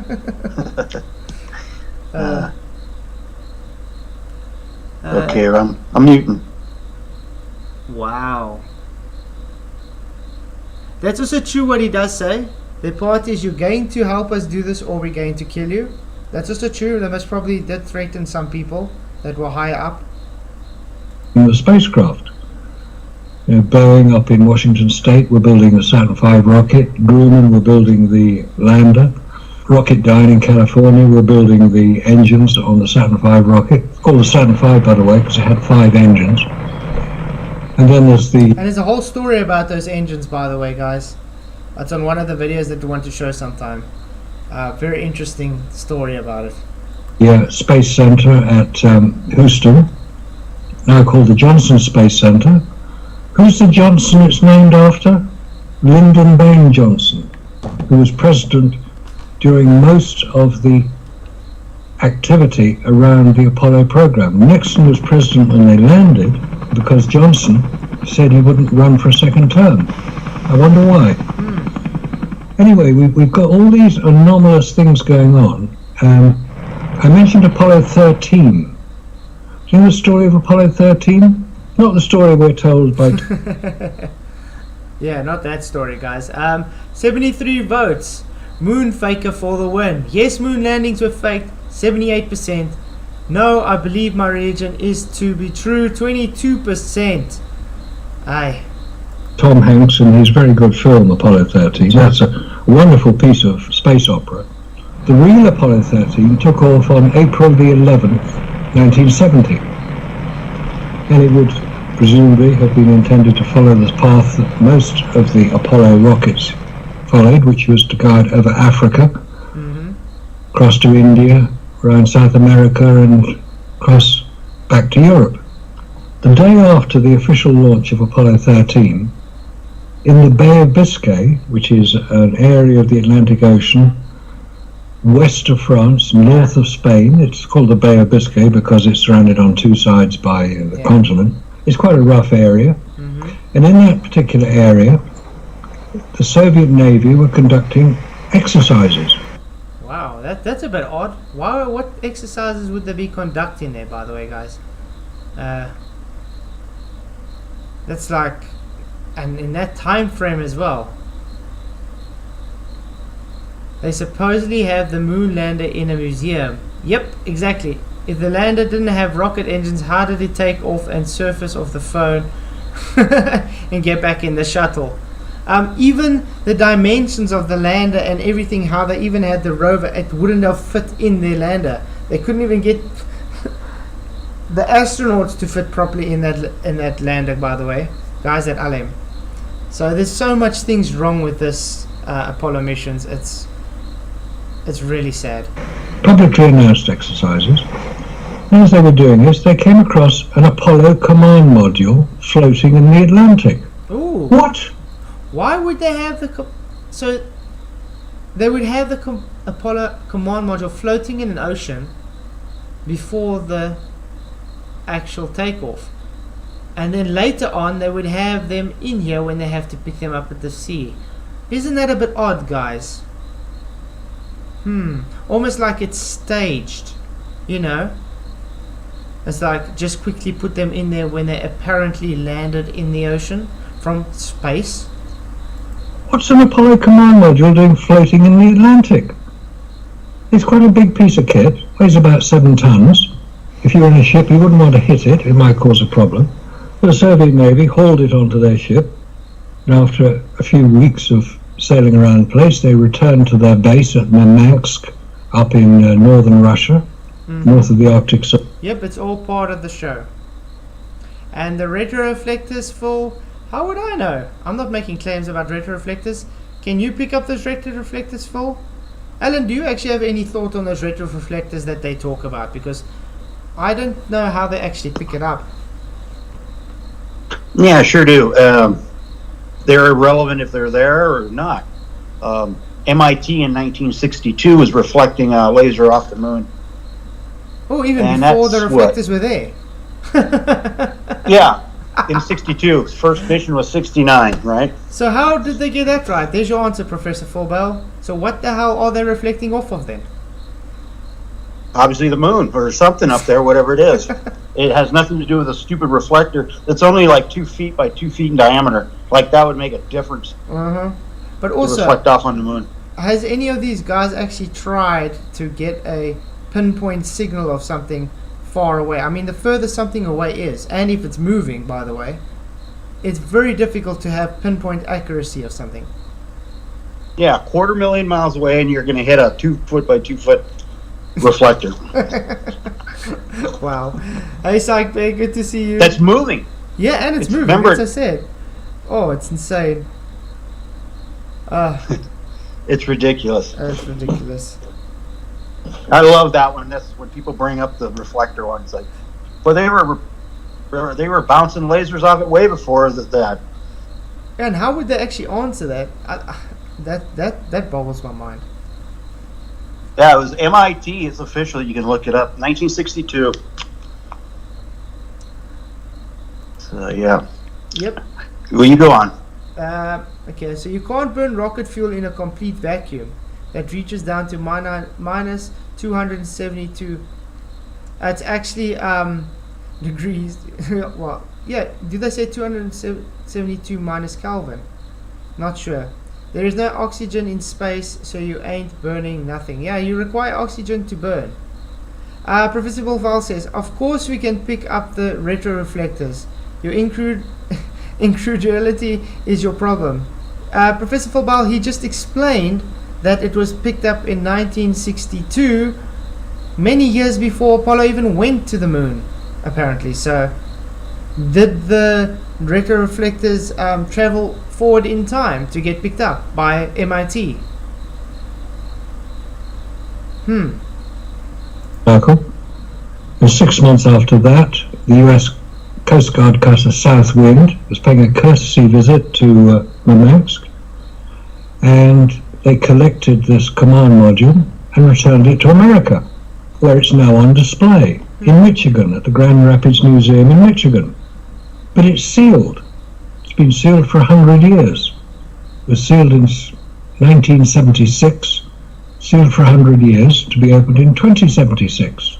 Wow. But there's another Apollo 13 command module on display at the Kansas Cosmodrome. How's that work? Why are there 2 command modules on display from that one mission? Yeah, that's quite a contradiction, because you only have one command module on one rocket mission. You know, like with Artemis now, you got the Orion command module, the Orion capsule. Are they having more than one? No, they only have one. They build one. Almost like they making props for a show. And yes, Owen, that's correct. Rockets cannot create the pressure in a low pressure environment. Yeah. I think what that one, the extra capsule was, it's they called them boilerplates. They used them for testing the rocket to launch with the weight and stuff. Oh yeah. And they were just an empty capsule, and I think that's probably what they fired up, or they lost it, and then the Russians found it. Yeah, Mr. 42, we literally just said about the retroreflectors. Might want to pay attention. They picked up... But yeah, it would be nice to open it up. It's a time capsule now. Yeah, and what do you think they're going to open inside there if it's 1976, 2076 or something? Yeah, it's a hollow shell. You would think some psycho guy would just go and quickly cut it open. Why hasn't anybody attempted to open it? Yeah. Is it Give me a Gomi fun on a plasma cutter. Yeah, I mean, and it's sitting outside, so it's actually easy to get there and just do it. Maybe it's some kind of gentleman's agreement by the whole world. Everybody's just, we'll wait until we're dead one day to find out what's inside there. Yeah, but there's 2 of them. There's also the other one in the museum, so...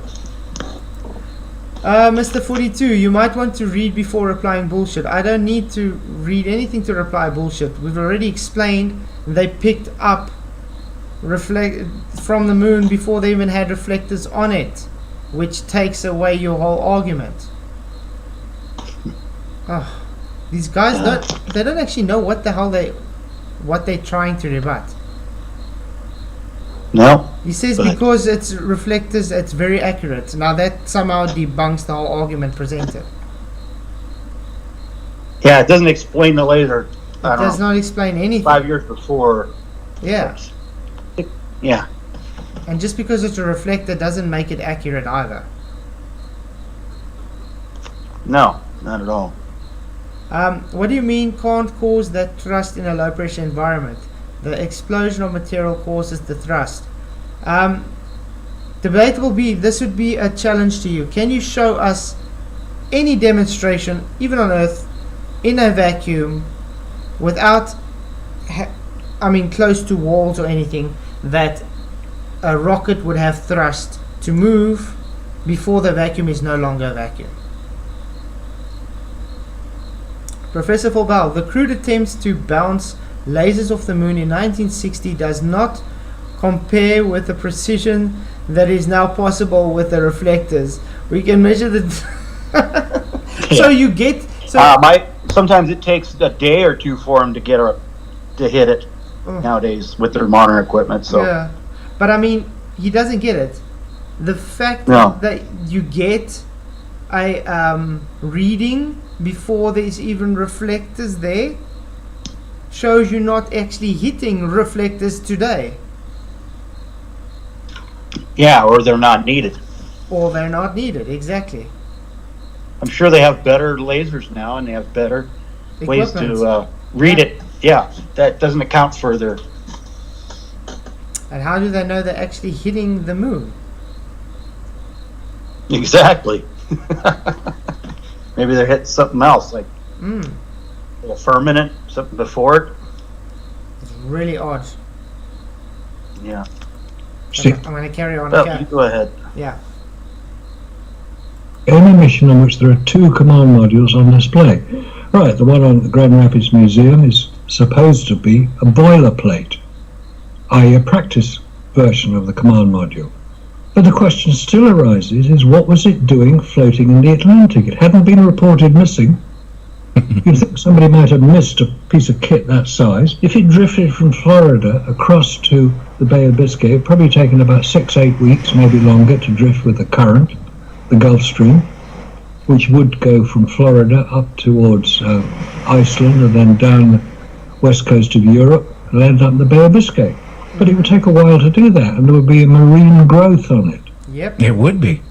I mean, after 8, 10, 12 weeks in the water, most ships get some sort of marine growth, but there are photographs of this command module in Murmansk, the Soviet naval personnel and American naval personnel alongside each other, and there is no evidence of marine growth on this particular command module. Yeah, and that tells you that they actually planted it there in preparation for when they come back and just quickly take the astronauts, or in this case astronauts, remember, to the module and just let them climb inside for when they have to pick them up for the show and say, oh, they came back from space. In the meantime, they just took them by boat to put them in. And that's also why we say all astronauts that say they've been to space are all lying to you, and that's why we call them astronauts. They lied to you. These are one of the definite lies to all mankind, is anybody that's claimed to be an astronaut that's been to space. With 100% certainty, we can tell you they are liars. So the question still remains is, what was it doing floating in the Atlantic, not having been reported missing? Was it the actual, real Apollo 13 command module? Because the rocket had gone off course and it had to be destroyed. The Bay of Biscay is nowhere near the flight path of the normal Apollo launches. It's about 1,500 miles north of the official launch path. Now that is another puzzle, isn't it? It certainly is a puzzle, and nobody's been able to answer it. I can tell you where to read the story about it. There's a website which has got all this on it, from both the American and from the Russian perspective. There's a lot of detail about this, but nobody is saying, well, it's the real Apollo 13 command module. Now, if it was the real Apollo 13 command module, maybe there were astronauts on board, maybe they were picked up by submarines, maybe it was all planned in advance. I don't know. I got no information about that at all. Or there was astronauts and we lost them too. Yeah. The real Apollo 13 astronauts, Jim Lovell being the commander, appeared on board the recovery ship. Debatably, Newton's third law should suffice. Matter is fired away with a force to equal the opposite force pushes the rocket forward. In an atmosphere it works perfectly, but have you seen them actually do it in a vacuum, Debatable D? That's the whole point. Everybody that's literally tried to show rockets work in a vacuum has failed miserably. And when it does eventually have propulsion, it's after it's no longer vacuum because it has filled up with gas and it hits against the walls of the container. Pressure is the force on a surface area. You require the pressure force to make it move. You know that. Yeah, I've seen where they have trouble even just getting an Estes rocket engine to light inside of a vacuum chamber. Yep, even if they give its own oxidation. Yeah, it's very hard to get it to work. Yep. It's a massive failure rate.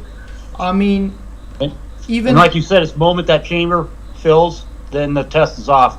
You would have to have a very, very large chamber. Yeah, that's what I don't get. Why don't they take the Sandusky Yeah, vacuum chamber? put a bottle It's so rocket huge. in there. It's so huge. They can just Some stick little a little. fanboys could build it. Yeah, they can just get Brian Cox or something to do it. Just hang a model rocket in the middle there, let it light up and show us how it gets propulsion or thrust inside the middle of the vacuum when it's vacuumed up. Yeah, well, it'd be easy to fake. You just don't pump the air out of the chamber. Yeah. But, but you see, the reason that they can't, because it doesn't. With all the other vacuum chambers that we see, it's a small vacuum. It's a small chamber, so it fills up instantly with the gas. And then after it's filled up with the gas, and then it hits one of those walls or the container, so then it starts having pressure to push forward. Without pressure, you don't have the force to be able to move. I mean, There's nothing to push off of. Yeah. Why do you guys think the jets on aircraft carriers and stuff have those those push-up walls there, and so they have thrust to push off of to go. If they didn't have those there, they would not have enough thrust to be able to push off of to get off the aircraft carrier. That's to give enough pressure. Yep. I wanted to say something else now, but I can't remember. Oh yeah, even this has been shown to be fake, guys. You know how you can debunk this as well? If you take a balloon, I think Pete and Peter has done this before, Pete and Pete, where they took a balloon, they blew it up, and they put almost like a blockage behind it with a piece of paper. This like a centimeter away from or something, and then they released it. And that air was just pushing against that paper that was against it, and it didn't move. As soon as they took that partridge paper behind it away and they let it go, then the cart moved forward. But if they put that paper there, it didn't move. Because why? It needs something to push off of. A grenade can explode in a vacuum, yes, Phil. But that's kind of non sequitur. It's got nothing to do with what we're asking you to provide for us. Yeah, it would just propel everything in every direction. Yep. From the center point. I mean, a grenade explodes from the inside out. It's already got everything that it needs inside the grenade. Okay, 81 votes already, guys, and it's still sitting on 78% for yes, moon landings were fake. I'm enjoying this stream, by the way. Thank you, Allan. This is really awesome. Well, thank you for having me on. No, it's glad. I'm glad you can make it on. I wish you would. I'm sorry about the delay, though. Makes it a bit difficult. Yeah, we'll figure that out. Yeah, but we're definitely gonna have to. Or I will. But we're definitely gonna have to do a series on this. Okay, let's go on. Okay, you go ahead. Yeah. 7, 8 days after the launch, which is correct. Yeah. But it still doesn't answer the question what this other command module was doing floating in the Atlantic. So have we been told the full story about Apollo 13? No, we haven't. There is still a mystery about it. Now, there are places where you can check all this out. It's on a website called Aulis, it's AULIS, aulis.com. It's been run for about 25 years by the authors of probably the definitive book on the subject called Dark Moon. And it's called Dark Moon for the very simple reason that if the Apollo 13 command module had reached the moon successfully and had landed when it was supposed to land, the landing site would have been in darkness. Couldn't land. Huh. So they had to do something rather rapidly to avert the problem of landing in darkness on the moon, which was a big bit of a problem. Now, people will say, well, you can check out whether that's correct or not. There are plenty of astronomy programs which will show you exactly where any particular location on the moon is at any particular time. Yes, it's been checked out. There are big mysteries around Apollo 13. Very big mysteries about Apollo 13. Is anybody still understanding why it could be faked? I mean, we're giving so much reasons. And suck the gas from the middle of the detonation out of the proof of smoke test. I mean, do you guys even know how a grenade works? Just because you place a grenade in a vacuum does not mean it's not going to explode outwards. The detonation happens from inside the grenade. Not like a rocket fire where it's exposed to the low pressure outside. A grenade is inside. It comes from inside out. It's sealed. Yeah, they're also, this is apples and oranges. Yeah, it's sealed. That's why I said it's a non sequitur. It's literally idiotic. Yeah. Now he says, great, now think about the same explosion controlled in a chamber with a nozzle. This guy's supposed to be a professor, and he doesn't get this simple physics. Professor, that means indoctrinated. Yeah. That is, by the way, guys, I finished my indoctrinated video today. It's out on Christmas Day. If you guys Want to watch that? It's quite exciting. Well, the whole thing also, if you think about it, here we're talking about sending people to Mars.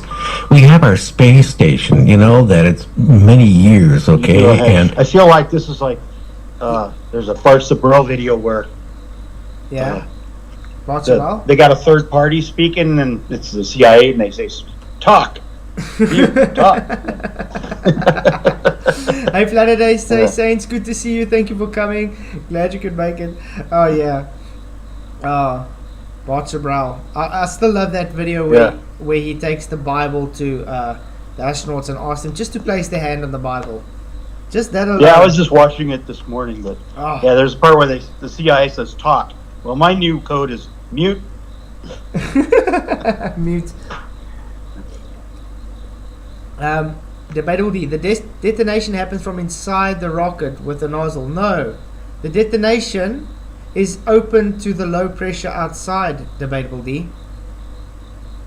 It's not like a grenade. The grenade is sealed with the detonation in the side, in the middle. Inside it with with the compression. Yeah, it blows up. Like the space shuttle, when it blew up, it didn't fly anymore. Yeah, it didn't fly anymore. It was gone. It just blew up, yeah. The pieces come down. And that was within an atmosphere. Yeah. they're going to extend it But yeah, another you can't couple compare years. grenades to rockets, no. No. Rockets and grenades are two different things. So they can't compare the two. Yeah, they may both be able to run off of like black powder or something. Yeah, but you see, this is also one thing that I said. Instead of just providing what we asked them to provide, they would now go and fight against, but grenades. Instead of just, we asked, give us a demonstration of a rocket actually having thrust in a vacuum. Instead of just giving it to us, which should be very easy to give, they cannot. Yep. They would Well, I fight- see here a rocket has a combustion chamber inside the rocket. Yeah, but the pressure's coming out of it, What hitting the happens? vacuum. What In happens? the vacuum, there's nothing to push off of. Exactly, but I mean, what happens? High pressure goes to low pressure, so that already nullifies the force coming out of there. Exactly, there's nothing there to Don't push they off know of. how entropy works? Remember, Yeah. entropy is a spontaneous excursion. It's literally, there's no change in the energy or the temperature. It's just entropy. So it's literally just that gas and thrust and stuff that's coming out of there is just filling the space. So it cancels the force out. There's no force to happen. It's literally I think just you went filling over the this space. the other day. Yeah, it just fills the space. Yeah. Well, that's All right. debatable. Mute. Now with what's going on with Russia, because even the people in the space station, Marcus, that are up there for their tour of duty, when they come back, they have heart problems, they have shrinkage of the brain, they're shorter, they got health issues. And what gets me is, well, then why haven't we gone to the moon and created a base? Some people think we do have bases on the moon. I don't think so. But, I mean, why would we be talking about going to Mars and putting people on Mars when we should see what it would be like to be on the moon for a period of time? None of this stuff really makes logical sense to me. You're quite right. It makes absolutely no logical sense at all. Because if it was so easy to get to the moon, land on the moon with 12 named astronauts over 50 years ago, what's the problem today? There's no rocket that's been launched yet. The SLS, slow, late and expensive, hasn't been launched yet. There's no lander designed, let alone built. They haven't got spacesuits. They haven't. The spacesuits alone are jokes, guys. Just have to point that out. The next video on here is about spacesuits. I see our time is doing well, at least. So this is good. Even announced astronauts yet. It's as if they don't want to go, or rather, I'll rephrase that. It's as if they can't go because they never went the first time. It's becoming blindingly obvious now that NASA really do have a problem. It's a credibility problem. It's a pleasure, Mr. 42. Just make sure when you show that clip, put a actual rebuttal with it and an actual demonstration to rebut it, okay? Because I've realized you guys don't actually give rebuttals to your clips. You just let you show it and you say, oh no, and laugh, and that's it.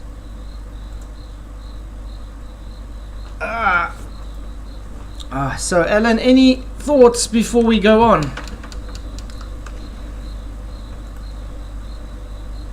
51 watching, wow, that's awesome. No. You can just go ahead. Just go ahead, okay. It's great to see so much people watching. Thank you all for being here. Really do appreciate the support. Just hit that like button and share. Let's get this out to a large audience. Yeah. Alright, the CIA says mute. Okay, I'm gonna hide that one. Ooh. Okay, let's go. What you see in the museums are the suits that they practice with. Yeah. Because the actual suit, an Apollo suit, with the PLSS would be around 100 kilos, something like that. Wow. Yeah, that's pretty close, yeah. It's actually 180 pounds. The suit was about 45 pounds and the PLSS was 140. Yeah. Well, when they're on that in a full simulation and you see them with the suit on, Look at that, guy's got a Hasselblad camera with him. And he's not even wearing a... Where is it? I think... Pretty close, yeah. it's actually 180 Is he pounds. wearing a, The suit was about 45 gloves? pounds and the PLSS was 140. Yeah. There we go. Look how he's struggling to work this, guys. When they're on that in And he hasn't even got the gloves on. So imagine how difficult it was for them with the gloves. a full simulation and you see them with the suit on, when they're on Earth practicing, there wouldn't be anything in the PLSS because you don't need it. Yeah, exactly. Because you're on Earth. See how they got to struggle, guys. And I mean, this is in a controlled environment. Even this, how can I say it? The structure, how it sits. Would you be able to take those perfect photos like they're giving it on how this is just structured onto? It's on your chest, and okay, I'm pointing it. I'm going to take a photo. You're not going to get that photo and angle that they get those photos taken. You're not going to get it perfect. Practicing. And it's too heavy. Sorry? Fan to blow some air around inside. Yeah. A little bit of a battery in your communication, right? Huh. Keep you cool, like practicing on Earth. And the rest of the suit would be a lot lighter. You wouldn't need 45 pounds of suit on there for practice. But when you look at the suits in the museum, that's all you see. Yep. Mm-hmm. Like the zippers don't even go up tight. Like this. Yeah, that's one thing I have to say. The zippers and Velcro. I mean, how is that protecting you from anything? Why do you even have zippers and Velcro, actually, to think about it? I mean, even the materials they used, all materials all have some kind of wove to them that would even let pressure seep through. Hey Nathan Oakley, good to see you. Earth is flat, the moon landings are fake, can't travel to the moon via second law of thermodynamics violation. Exactly, Nathan, 100%. Outer space is fake, you can't have gas pressure without container. If the sky was a vacuum, the gas we breathe would fill this space. That is so true. 85 votes, Yeah, that guys. zipper thing, there's no way a zipper would keep vacuum space out. It doesn't even keep their dust out. So how would it keep gas? That's why I just laugh at this. I mean, even if you look at Elon Musk's and SpaceX new spacesuits, it's a joke. Yeah. This- Wouldn't they blow up like the what's that guy, the ragdoll. What the the? little tire guy you always see? Oh yeah, the Yokohama guy. Yokohama. Yeah, tire not dude. Yokohama. I think it's a different brand, but Isn't it Yokohama? yeah, that suit being pressurized in the negative, it would just Just expand outwards. yeah. Yeah. The Pillsbury Doughman. It just seems very impractical the way they design these suits as well. You would think you would rather have some kind of steel structure with pivots inside Yeah, the exactly. steel structure. That click together with seals, like the helmet, but everywhere, on the gloves, everywhere. Yeah. And then no zippers with a rubber seal. That's just ridiculous. Yeah, it's insane. But that's what I say. I laugh at the SpaceX. Let's quickly just show the SpaceX. It's a joke. It really is. Oh, the new SpaceX suits, they definitely look more sexy. Oh yeah. Look at that, They're guys. cool looking. Tell me, how is that going to protect anybody? How? How do they get from what they usually show to this? I mean, it doesn't even look like there's any seals anywhere. The zips and Velcro is supposed to protect you from the pressure. And I mean, even this, it just doesn't. It's like they're trying to go too futuristic. Yeah, they've gone after Hollywood. Yeah. They gotta make it look cool. But yeah, there's so much problems with any spacesuit. But have you seen the NASA new ones? They're like, you were talking, all steel and tough. You can't move hardly in them. They're trying to do something, but They're not working either. no, they're not practical.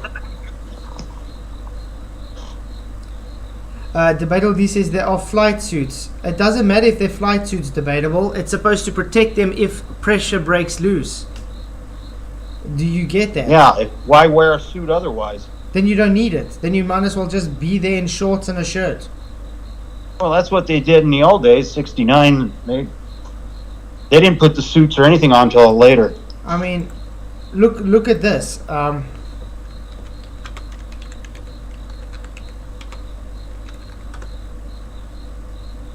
Look what the SR pilots have to use to protect them in case of emergency in SR. There's a big difference, and that's not even close to the pressures that they get apparently on a space shuttle to the moon. And even this doesn't protect them fully, guys. Really? Oh. Hey Gematria, I'm good used. to see you. Wow. Okay, we're gonna go on. It's about an inch and a half short at the back where it zips up to the back side of the helmet. That would seal. That's the other thing too, and this is just purely common sense here. When you talked about this before, and I've always found it fascinating when you talk about the zippers in the suits, that how did they make sure, and it'd be too long to go into this right now, but I want people to think about this, or I'm asking people to think about this. How did they make sure that there wasn't any seepage from the atmosphere of the suit to outside, keeping in mind the hard vacuum of that environment on a lunar surface? I mean, these are all questions that NASA doesn't answer. Yeah, they won't answer it, and it's exactly what we're asking all the time. They just literally ignore it because they know they can't answer it. I mean, if you know about any materials as well, there's always, it doesn't matter how much pressure you put on them or how much layers you put of fabrics, there's always a weave. So you can weave it as tightly as you want, there's going to be some kind of space between them. So if it's going to be that kind of amount of pressure differences, it's going to escape from one to the other. The air inside that suit would actually just escape into the surrounding system. There's just no doubt about it. Who's that Paulo Altavistamo? He's got a whole thing. You think about it like this, it's like a balloon. When you blow up a balloon is actually like a sealed container, but it still gets flat.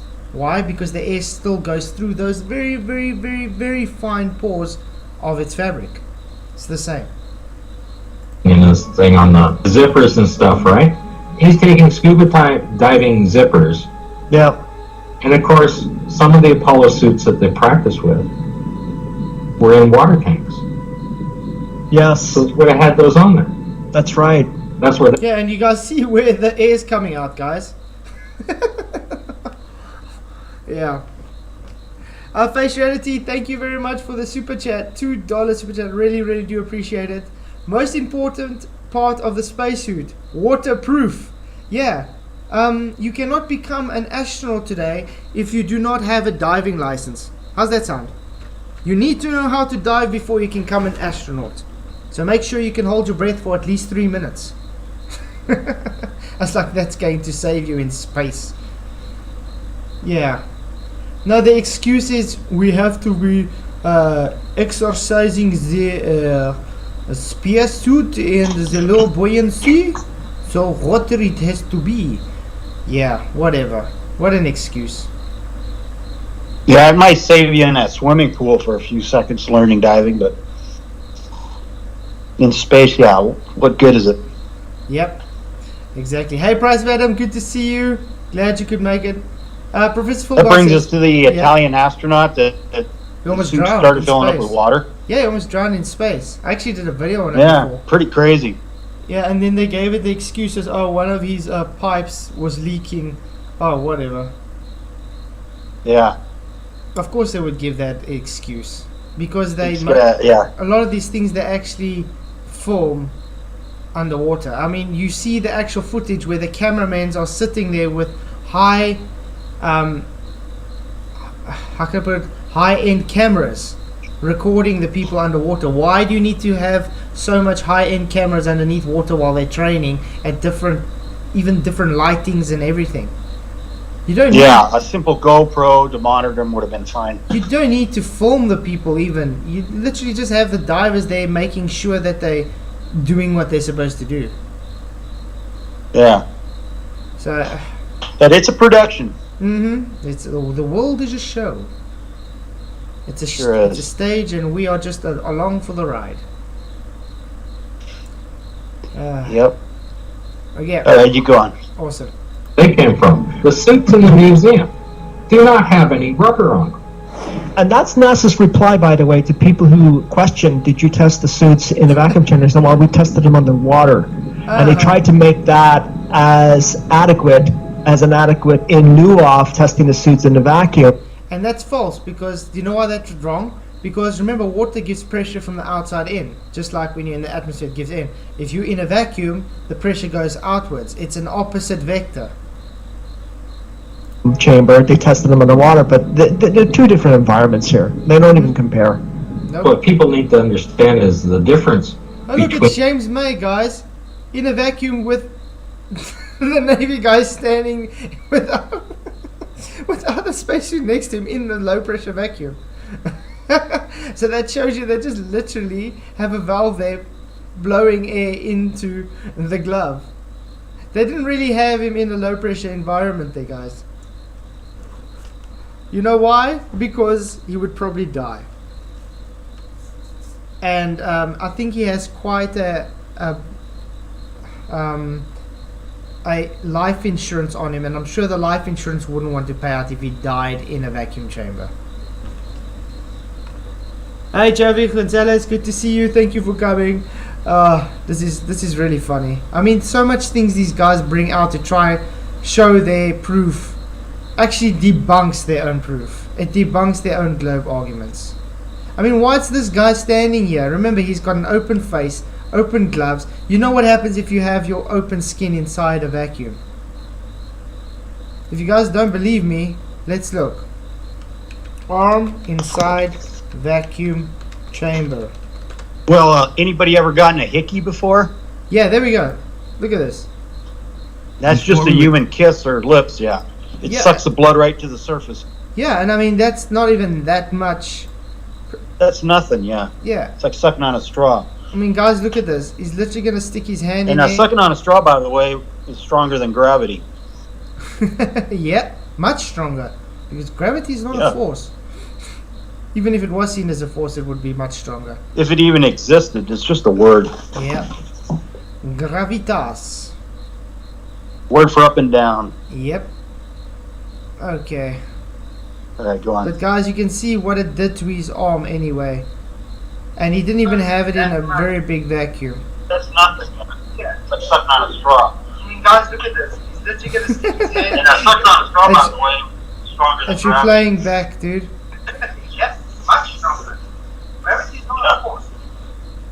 Yeah. You might have to If it even existed, it's mute, just a word. Alan. Words up and down. Okay. Alan, you there? Guys, you can see what it meant to be formed anyway. And he didn't even have it in a very big vacuum. That's not a straw. And that's not a straw when it's stronger than that. Flying vacuum. Okay. Are you ready to go on, Alan? I'm gonna have to mute him. Okay. Mute. There we go. Let's carry on, guys. Having a pressurized suit in a vacuum and being underwater. What's it showing now? You don't need any structure in the suit to be Sorry underwater. about that. No. I hit the wrong button. I was Because- unmuting when I should have been muting. No stress, mate. I just want to make sure it's showing the right screen. Okay. There we go. Showing the right screen. You are using pressure inside the suit and match the pressure of the water. And when they're equal, there's no pressure. Owen is putting his arm in an industrial penis enlarger. That's a good way of putting it. Austin Powers much. Yeah. Pressure on the suit itself. Oh, When you're in space, you have pressure inside and the vacuum on the outside, or complete lack of, Exactly. right? It goes opposite And then way. you have now combined force. Yeah, combined. See, that's a very good point. And also to keep in mind for people that when the astronauts are testing those suits underwater, it's equivalent to, let's say, an Olympic-sized pool. We're not talking a lot of pressure per square inch on the suit as opposed to if you were testing them deep in the ocean to come to some kind of, and again, there's no real comparison between what the atmospheric pressure is in the ocean compared to what you would have. You would have the opposite in a vacuum of space. Yeah, as he says, I mean, under the water, you have the pressure of the water pushing down. So it's going opposite of what you would in a vacuum. The vacuum, you have the pressure from your suit pulling out, and you have the pressure from the outside pulling outward. So it would be double the pressures, you could say, going outwards. It would literally be like a sucking force, you could say. But there's really no good comparison that NASA's been able to come up with. No way in hell would you play golf and jump and tumble in a vacuum on a first time death mission to the moon with a fragile spacesuit, knowing that it will be punctured. Game over. That's also true. Why would you take the chances that it can be punctured if you know it's so dangerous? Other than to admit that Look what happened to this guy. Apparently the pipe came loose and he almost died. they did not test these Apollo suits in their vacuum There we chambers. go.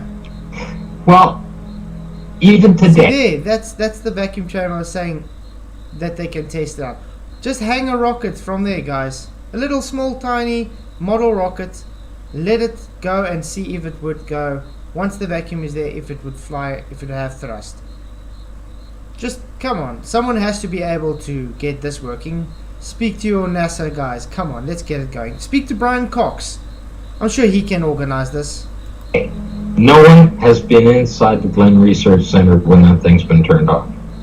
If vacuum is such little force, they should just have an airlock. People get in their suits, they go through the airlock, go inside, do all their practice, get 30, 40, 50 people in there working all the time, because it's 150 feet across this. A head like a rock. Loaded question. You've already lost the argument. No, this is just making fun of you guys. That's all it is. It's not a loaded question. It's literally fact, by the way. No, I believe my religion to be true is true because it's impossible to go to the moon. It was fate. So therefore that is a fact. And that one is a fact. So it doesn't matter which one you choose. They are both fact based. Fact, it's just a religion if you choose it to believe it. And fact, you cannot go to the moon, so its moon missions were faked. Chamber. Yeah. Right? So you can put a lot of... It's a huge... I mean, think about it. Even with all this huge... which is actually a big marvel to have created this vacuum chamber, they still can't even get close to the so-called vacuum. that they would need for space, guys. So that shows you the engineering feat you would need to have that. And they still can't get it right. People in there and put equipment in and everything else and run it all through an airlock. Yeah. Right? People can go in and out and they'd be testing the suits, they'd be able to practice on the stuff, they could test all kinds of equipments, experiments, everything else in there. Nobody does that because they can't put an airlock on that. And that's only at 130 miles up, that force. Yeah. Now you have to think how strong the vacuum is when you go out farther, because you have to match the strength of the structure of that building. Yeah. The Land Research Center is only holding back 1 atmosphere on the outside. Yeah. That's all it is. Guys. Now, when you're looking at the structure, something should be clarified, right? To be as strong as that is based on the surface area that you're dealing with. The average thickness of the walls in the Glen Research Center is about 10 feet. Wow. The diameter is 150 feet. It's hectic. I mean, all that concrete and stuff, and they still have problems to get it sorted, to get it working. I mean, even the shape of the structure is engineered to give it as much strength as possible, and they still can't get it right. I don't know. So yeah, why don't they get the astronauts in here? Just put them in here with their spacesuits, depressurize us, and let's see what happens. Let's do this. Come on, guys. Prove the spacesuits to be real. Prove it to be working. And then, yeah, while you're at it, they can hang a little rocket in there and see if it would be able to move when the vacuum is there. Yeah, that would be the ultimate, is get them in there, and they could light that thing off like old children, just like playing golf. If they can do all that in a vacuum, then they can shoot a rocket. Yeah, and if they're bored or something, they can play putt-putt in there if they really want to. It doesn't matter. Just give it, just get something in there. I mean, you know exactly, what something living. You know what they can even do? They can even put a spacesuit there with a ballistics gel dummy in there with pressure sensors on it. Yeah, that would work, and then no one would die. Yeah, no one would die. It would be a controlled demonstration or experiment in case or whatever, and you would see if it works or not. I think I know why they'd never do that. Because it would show it to not work. It would show the spacesuits to not be working. Yeah. Yeah. And that's at a much lower vacuum than space. A much, much lower vacuum than space. I mean, it's like, I think it's 6 figures of difference. Yeah. And that's a big difference. Ratio of... Sure, especially when you're inside of a pressured suit. It's the Michelin Man, that was what I meant. Michelin Man, yeah. Oh, yeah, I said Toyo Man, eh? Yeah. Oh, yeah. Michelin Man. Yeah, I've seen a video where they put one of those Stretch Armstrong guys in a vacuum chamber. Oh, yeah. And he those are tough little dolls. A dog can barely bite through them, and that thing just swelled up and exploded like a balloon. Yeah. It's insane. The amount... See the thing what pressure does. It's kind of... now that's the actual force. That's why I say pressure is the actual force. Yeah, pressure's pretty powerful, but a vacuum is almost more. You've seen where they lift things with vacuums? Oh, yeah. I mean, you can even go to scrapyards where they don't really... I mean, sometimes use electromagnets to pick up the stuff, but sometimes they can use pressure. And they just have low pressure, and it picks up tons and tons of stuff without having any issue at all. I mean, usually at shipyards and stuff, they have those vacuums that pick up stuff. Yeah, I've also seen for glass, big glass plates at like Home Depot and places. They actually have a vacuum. Yeah. On like a little thing drives around, they can pick it up. And, yeah, it's amazing what a vacuum will lift. It's crazy. Yeah, that's what I said. The issue they have is they can't demonstrate any of their claims. Let's see what Professor Volbal says. Why should they care if a handful of people think the Earth is flat and space is fake? How special do you think you are?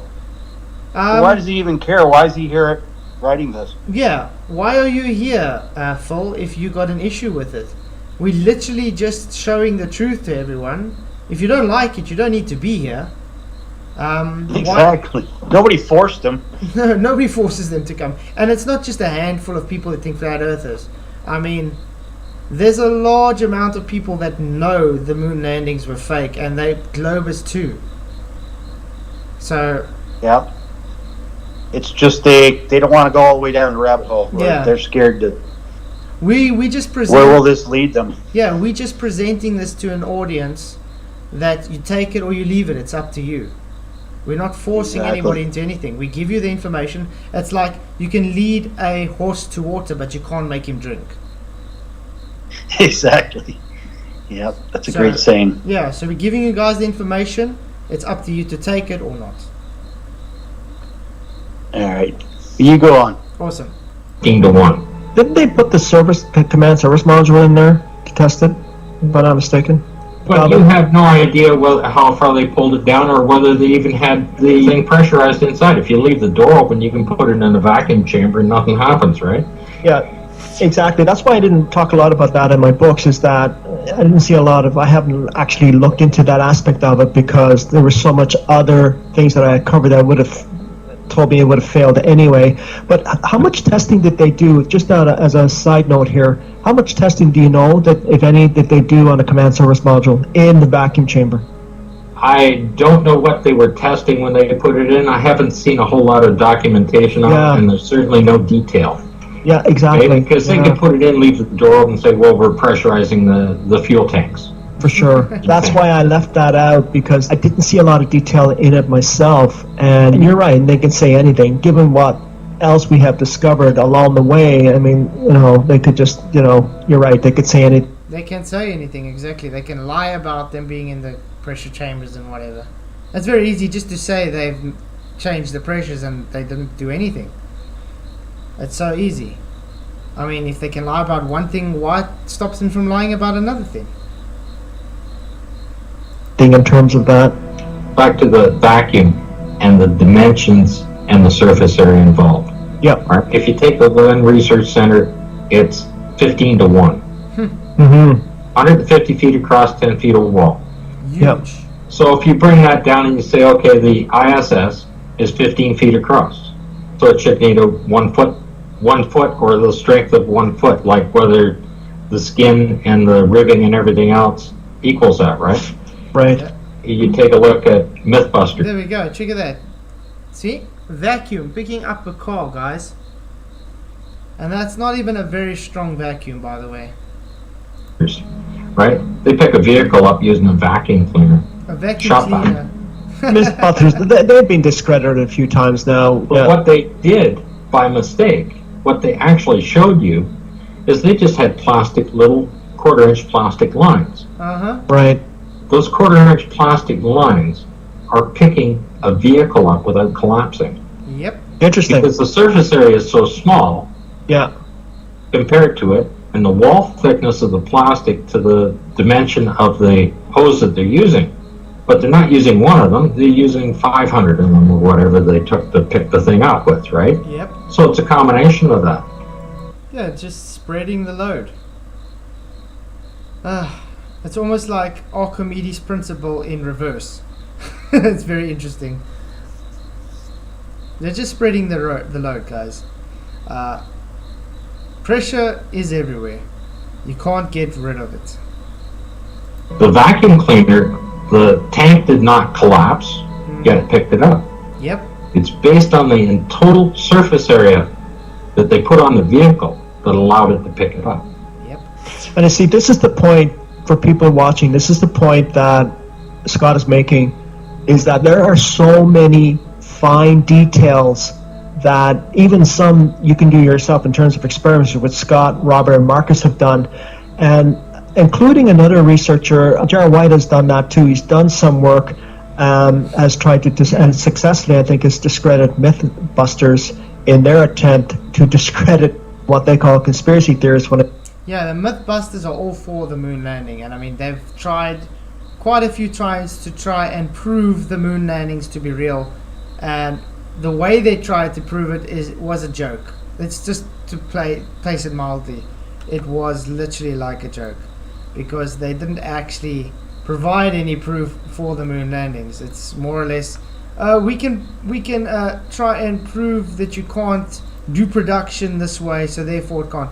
But it was a very biased way of presenting the evidence, because you can literally show how to produce that in a studio, which they say is impossible.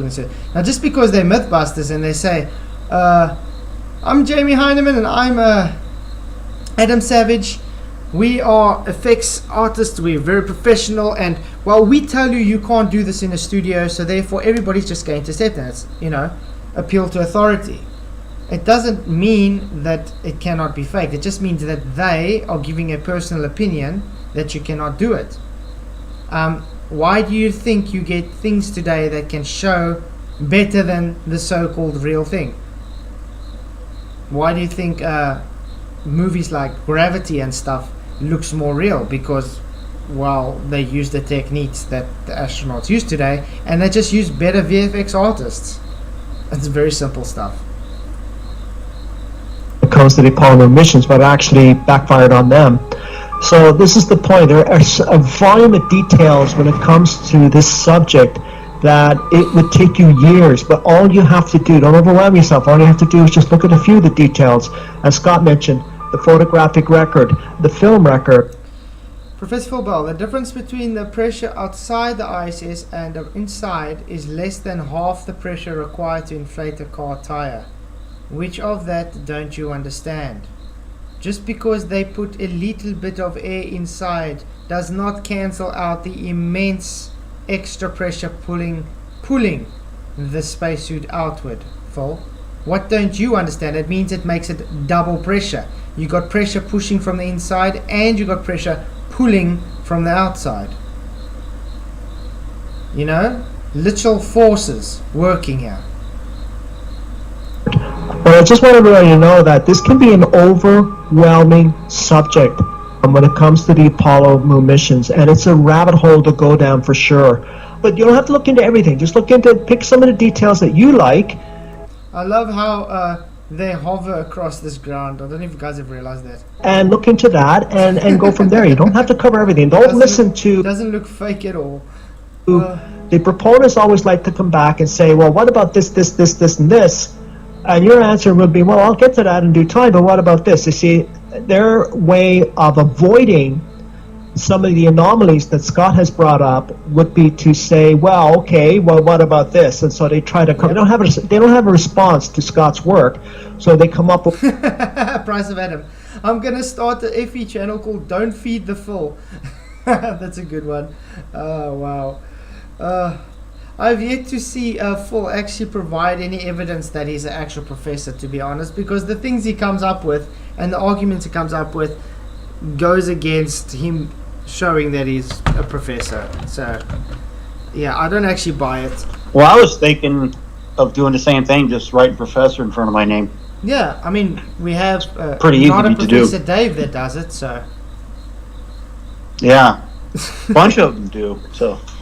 Yeah, I mean, I actually had a vote at some stage. Should I change my name to Dr. Flatzoid? And a lot of people actually voted yes for it. Not that I'm a doctor, just to say Dr. That's Flatzoid. pretty good. Why not? It's catchy. Dr. Flats? The Flats. Dr. Flats.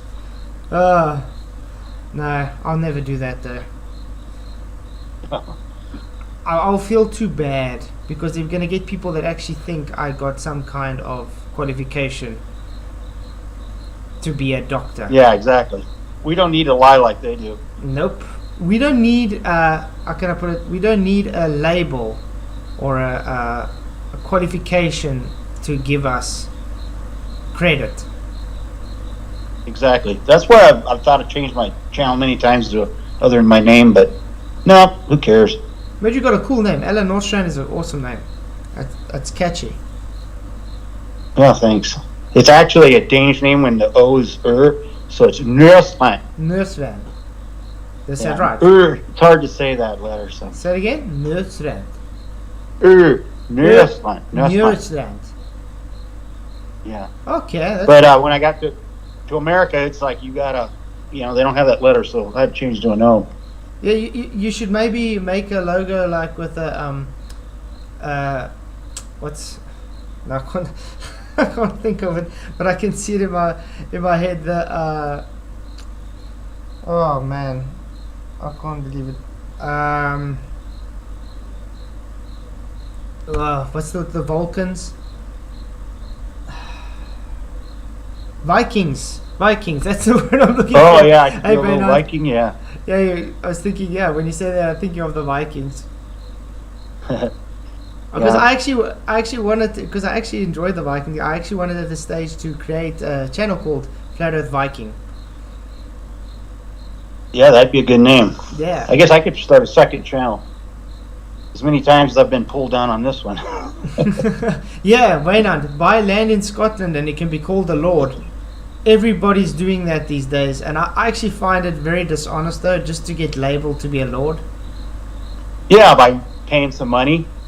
To People are probably doing it and they've never even been to Scotland or England. Yeah, I mean, why don't you rather give that money to something more productive, like trying to feed someone who doesn't have anything to eat tonight?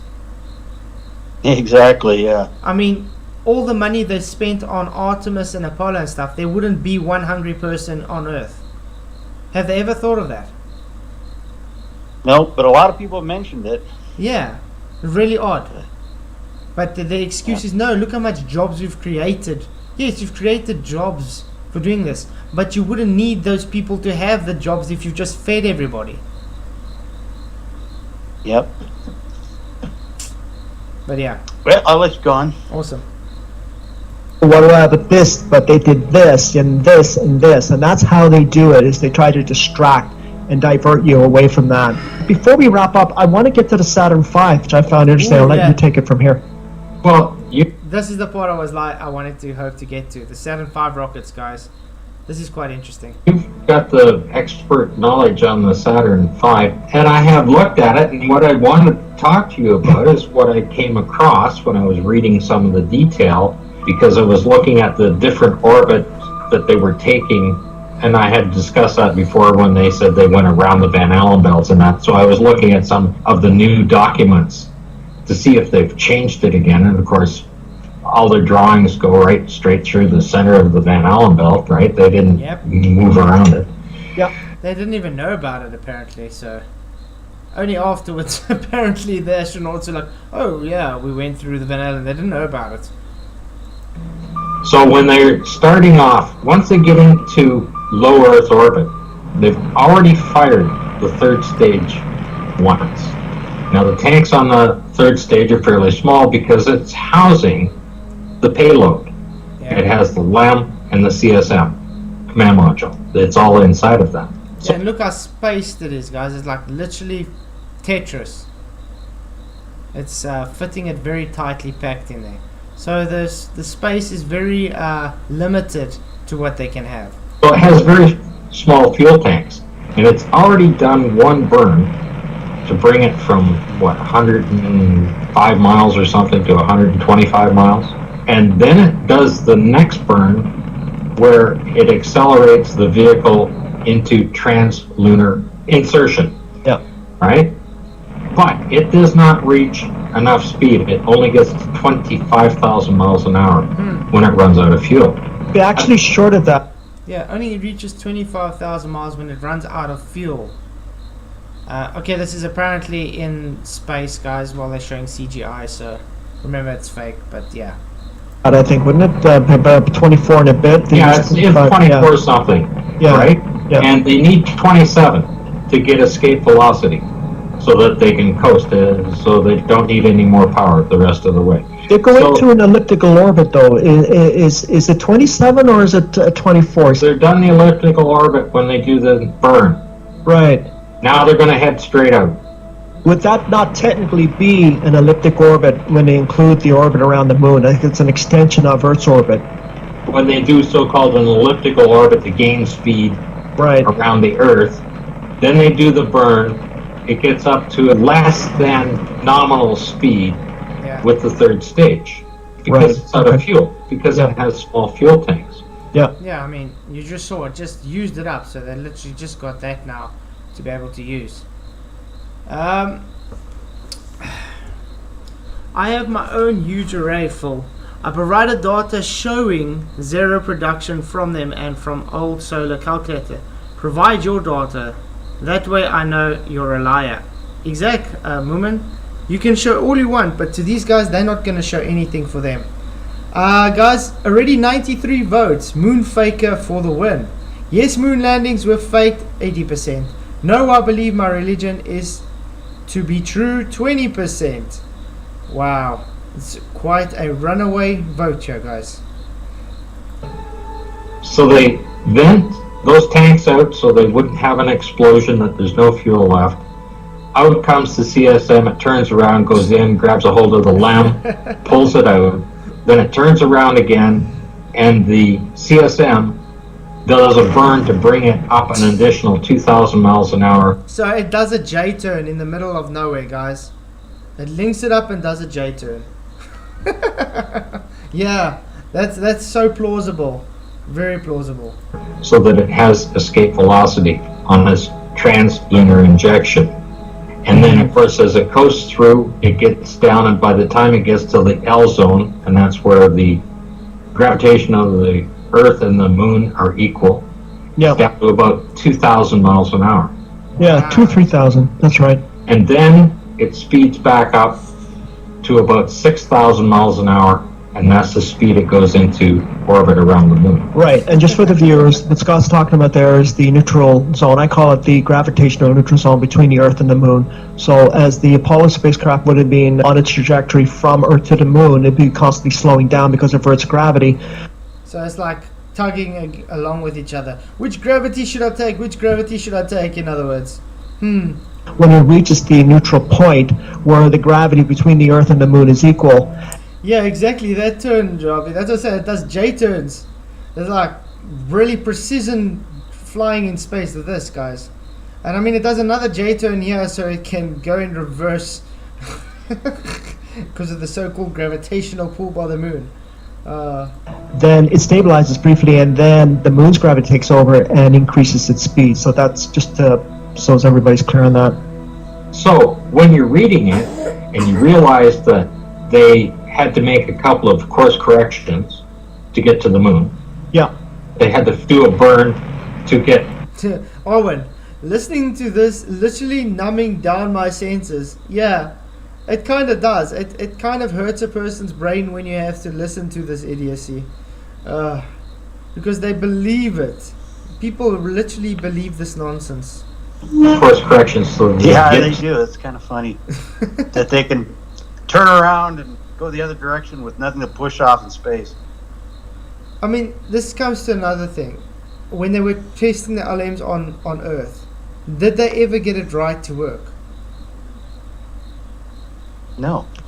And the first time they took it to the Moon, they just automatically had it right, no problems whatsoever, everything just went perfect. Oh yeah, it was the math. The math was correct. So the math work made everything work. Wow. Yeah, the reality didn't, but Magic of math. it's amazing. It's how you get there. It's amazing. Everything that the globe is positioned on, their Superman is math. If you got the math, therefore it works. My equation works out, so it works. Even if you try it yourself as an experiment 100 times and it doesn't. Yeah, you If just you can gotta get have to work faith. with the math, that's the one you got to go with. You just gotta have faith. Yeah. Oh wow. All right, go on. Cool. the Moon and hit the right spot going in there and meet up with the Moon. And that's all highly technical. Yeah. Then you come back and you start reading on the third stage. The third stage makes it to the Moon and crashes into the Moon. And yet it's not up to speed to get there in the first place. That's odd. If it's not up to speed to even get there, how does it crash into the Moon, guys? So something gets there without actually being able to even get there and crash into the Moon. It doesn't have any fuel. It doesn't have anything. It's not being remotely operated by NASA. It's just a blank tank of nothing, right? It doesn't have any controls. It's not anything. It's just the third stage. Just a dead shell. It's not up to speed. How does it get to the moon? That's a very interesting point because Yeah, how does it get to the moon, guys? It doesn't. That's why. It just doesn't get there. No human being is orbiting Earth inside any vessel at 27,000 miles per hour. It's preposterous to even think that remotely possible. Santa Claus and flying reindeer is more believable. Hey LSG, good to see you. Thank you for coming. Glad you could make it. Yeah, we're having quite an exciting and awesome stream, I have to say. Thank you, Allan Norsrtand, for this. I really think it's going to be a great series. Because, guys, he has so much on his channel. This is literally just 3 that I picked that was short, actually, on his channel. If I had to choose other ones, we would sit here all night.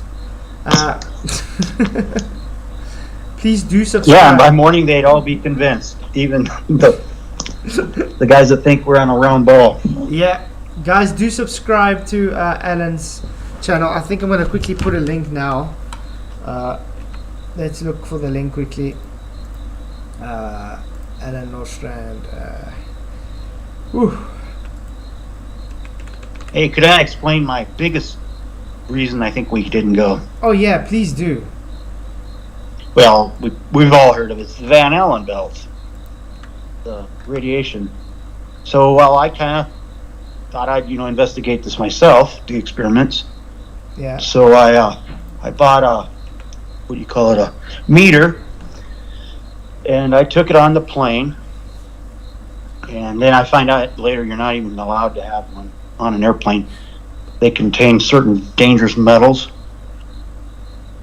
that are not allowed to be on a flight. But I didn't know this at the time, so I turned it on and I'm watching, the radiation levels. And this meter at 100, what is it called here?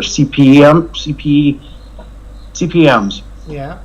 At 100, it'll start, going off with an alarm. That means danger. And when I was at 39,000 feet, I was hitting 451. And the meter was just going nuts. I had to go into the bathroom to try to silence it and read the thing. And so that was like 4.5 times danger level at 39,000 feet. And I believe that's why people feel, jet lag when you get off a plane for a long time. Oh, yeah. You've been radiated. So then I go in and I'm reading about the Concorde. And it's flying at 60,000 feet, just 20,000 higher.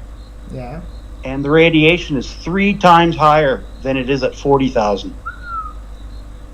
And they said they were concerned at first that people couldn't handle that, but the timing, or the time it took to fly from New York to London was 3 hours instead of 9. Yeah.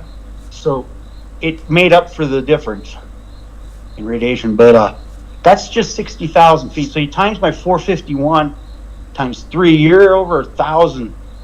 That's a lot. That is hectic. And someone's expected to go through it no problem whatsoever and survive. Yeah, and that's a 60,000. So it tells you it's not a linear curve. It's a progressive curve going up of radiation. So I can just imagine, what do you think it would be at 80,000 feet? Sure. No. So you keep going up. I just don't think you would get fried. You're going to get to a point, and they know that. That's true, yeah. That's. Yeah. And there's videos on. But you know what the excuse was? You know what the excuse was why it doesn't affect them? This is even from Orion now. They're saying they go through at such a speed that it doesn't. The exposure is not long enough to be harmful to them. That's what they're saying. Yeah, it's still 2 or 3 hours, and that's what like a Concorde flight would be, and you would have to tenfold the radiation. I know they sent up some meters, and they had to bring them down, recalibrate and rebuild the meters because they were experiencing such extreme amounts of radiation that the meter couldn't even measure it. Wow. I think it's in some of my videos that'll be coming up as we do a series. Yeah, that would be great. Definitely. Yeah, so that's actually a good reason to know why it's fake. So yeah, the radiation is what I believe is just end game for them. They can't get through it. Yeah, that has to be. Yeah. And that guy in Orion, that Orion movie. Yeah. He pretty much says that's their problem is getting through the radiation belt. Mm-hmm. Orion on fire or something like that, wasn't it? I think, yeah. But Yeah. wow. But there's so much wrong with the moon landings anyway that it doesn't matter which topic you choose of it. Every single one of them shows it's just impossible to happen. So Yeah, it does. It's an easy one to actually pick on. but that's why I love the Hasselblad topic as well so much. To me, that's one of my favorites because it just debunks the whole taking a photo on the moon thing. Because the people Yeah, it sure love does. claiming, no, but they took the photos. But it's just impossible. You're just not Sure able is. to get those pictures. It's totally impossible. So you don't even have to even argue the shadows. If you can prove the camera can't even do its job, what it's supposed to do, then why do you even need to argue camera shadows? Because I mean, you can go and look on NASA site now anyway. A lot of them show the shadows to be wrong anyway. Studio camera, studio lighting. So, Yep. but you still get them and they'll make excuses and no, you don't understand. Yeah, what don't we understand? Yep. If the shadows are We don't diverging, understand. if the shadows are diverging, it goes against your claim. There we go. We see diverging shadows at different light sources, so it's a studio lights. Yep. It's definitely not the sun. No. I'll let you go on the video. Yeah, let's go on. Because when they do the translunar insertion from the Earth to the Moon, they fire, as you said, they fired the third stage rocket one more time. And that's supposed to put it on a trajectory. And that is supposed to have put them into an elliptical orbit. I'm just going by the official version here.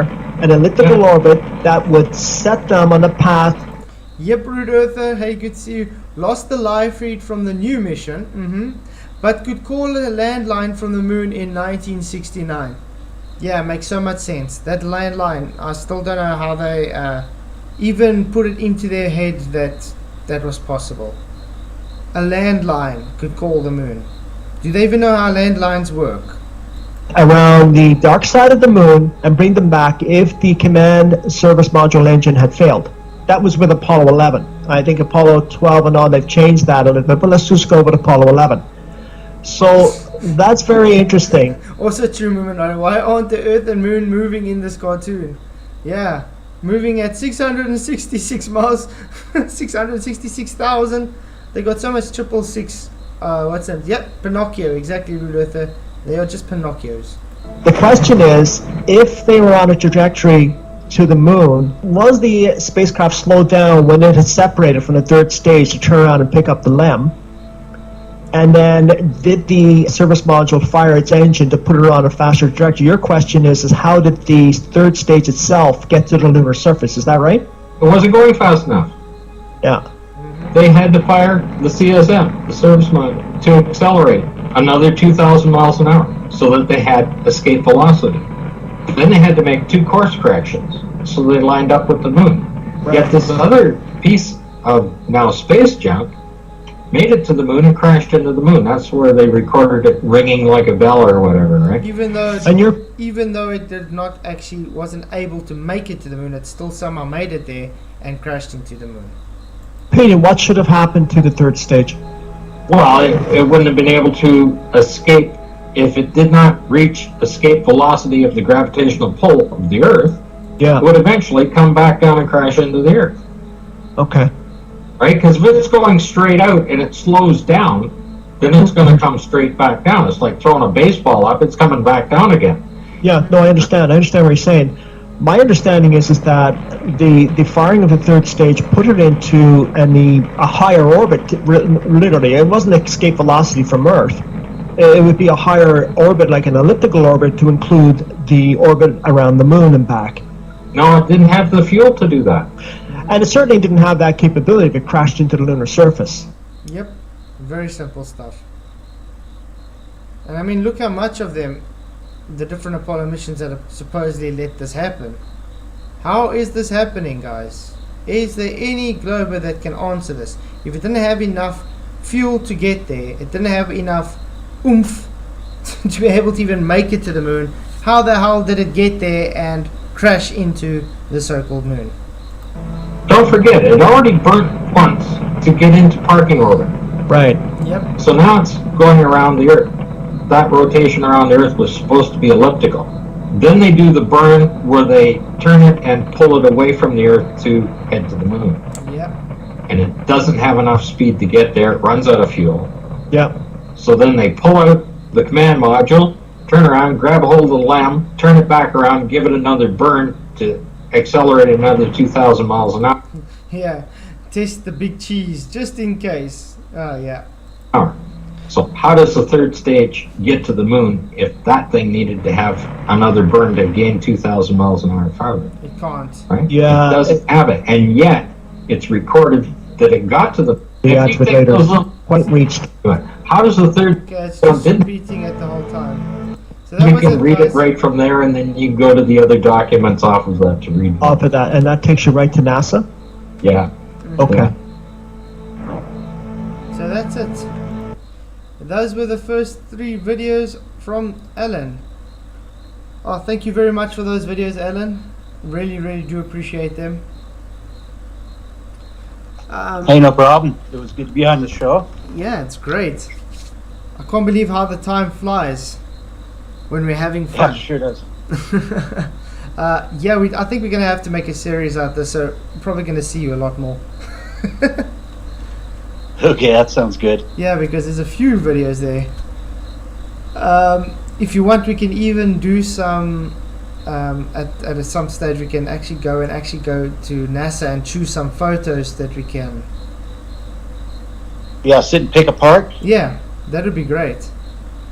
Yeah, Professor Volbel, I've got a few already in mind. Oh yeah, I've also got a few. There's a few that really have some big issues. Professor Volbel, your narrator is simply ignorant. Is that so, Professor Volbel? Can you please be very specific where the ignorance was shown? 944, the so-called moon. When we say the so-called moon, we mean the so-called physical rock moon in space. Yeah, so thank you, Allan, for coming again. I see Michael and I don't see Michael and PJ in the chat, so they probably, I don't know, fell asleep or something again. Or got busy. Lumpy's, I also haven't seen him in a while, so also there. So it's just us two. So Okay. I think I'm going to say... Hey, I'm going to turn my video on just for a second. So Awesome, yeah. some There we for all go. them ballers out there. See, guys, he's a real guy. He's not an AI bot. And there's his shirt, NASA. Yeah, space shuttle. Yeah, just like they don't like when I wear my Star Wars shirt. I don't think they like you wearing your NASA shirt. Okay, there's Lumpy. No. Lumpy is here. Okay. I know it's disgusting to see it. Hey, it is a very nice shirt. Let's put it that way. It is very captivating. Yeah, I didn't even know I had it. I was going to wear a nice shirt for the show, maybe, and then, oh, my NASA! I forgot this thing. Somebody gave it to me years ago. Yeah. Oh man.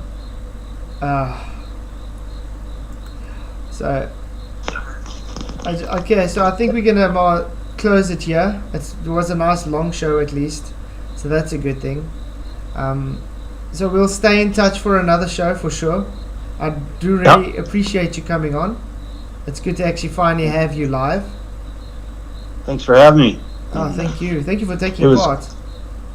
Fun to be live for the first time on any show. So Oh, and you did really well. Handling it quite well, Well, because it's something to get used to. yeah, it sure is. And I got to figure that delay out and get some software or something Awesome. Yeah. because Skype's not working. Yeah.